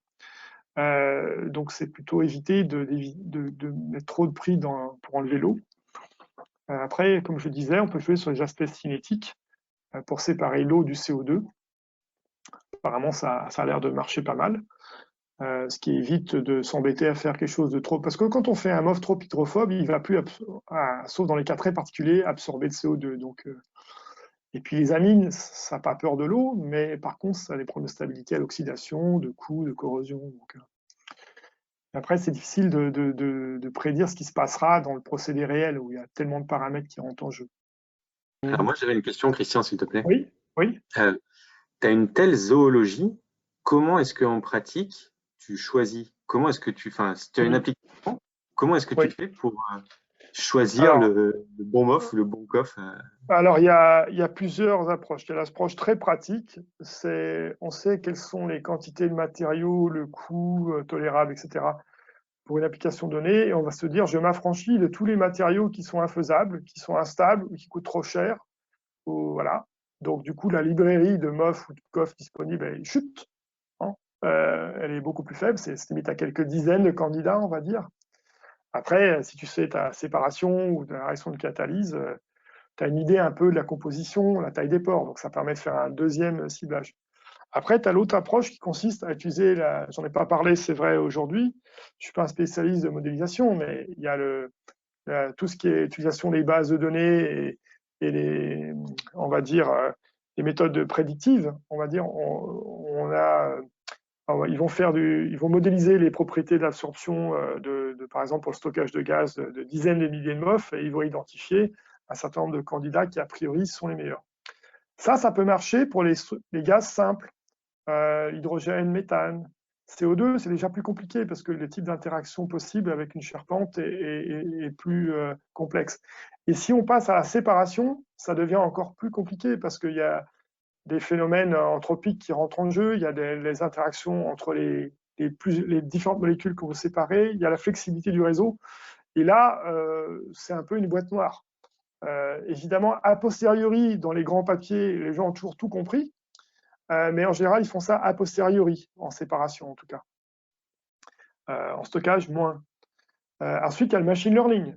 Là, on collecte un grand nombre de données, et on fait de l'apprentissage, et donc du coup, après, on peut arriver à partir des premiers résultats à prédire quelque chose de meilleur. Hein. À cause d'une illusion de mise en forme de MOF, c'est présente à faire les méthodes mécaniques en présence de ligands.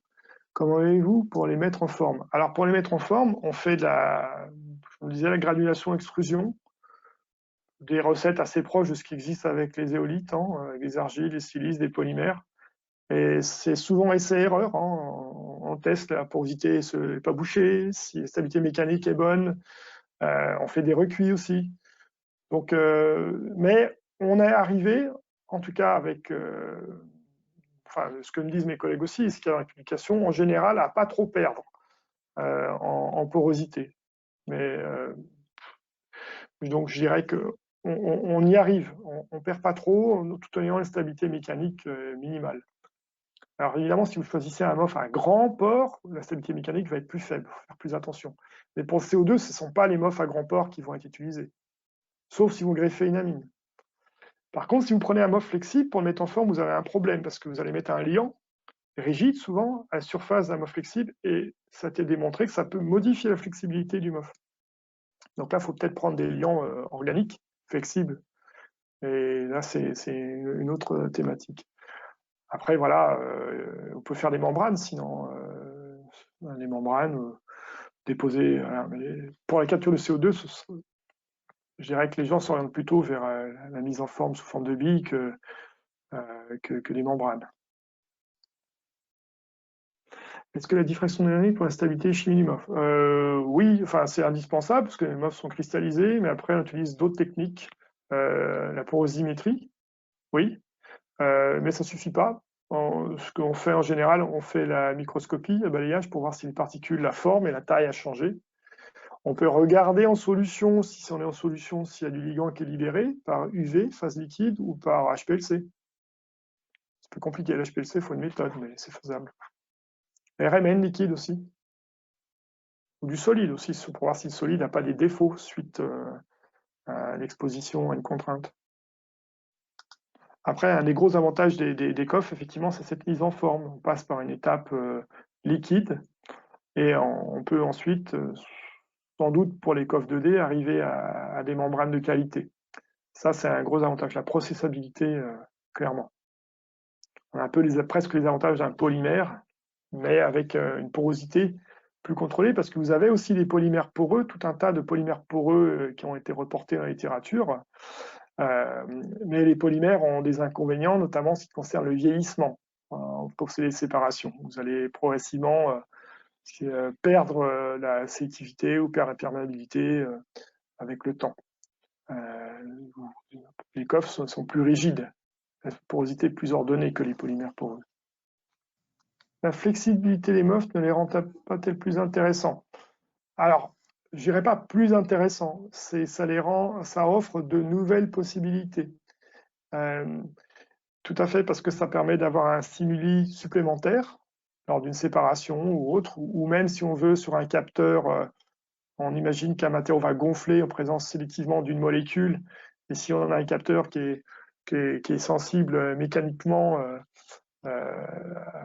en ayant déposé le MOF sur par exemple une microbalance à quartz ou sur un système piézoélectrique plutôt, on peut avoir ce genre d'avantage ou en tout cas de séparer sous pression mécanique.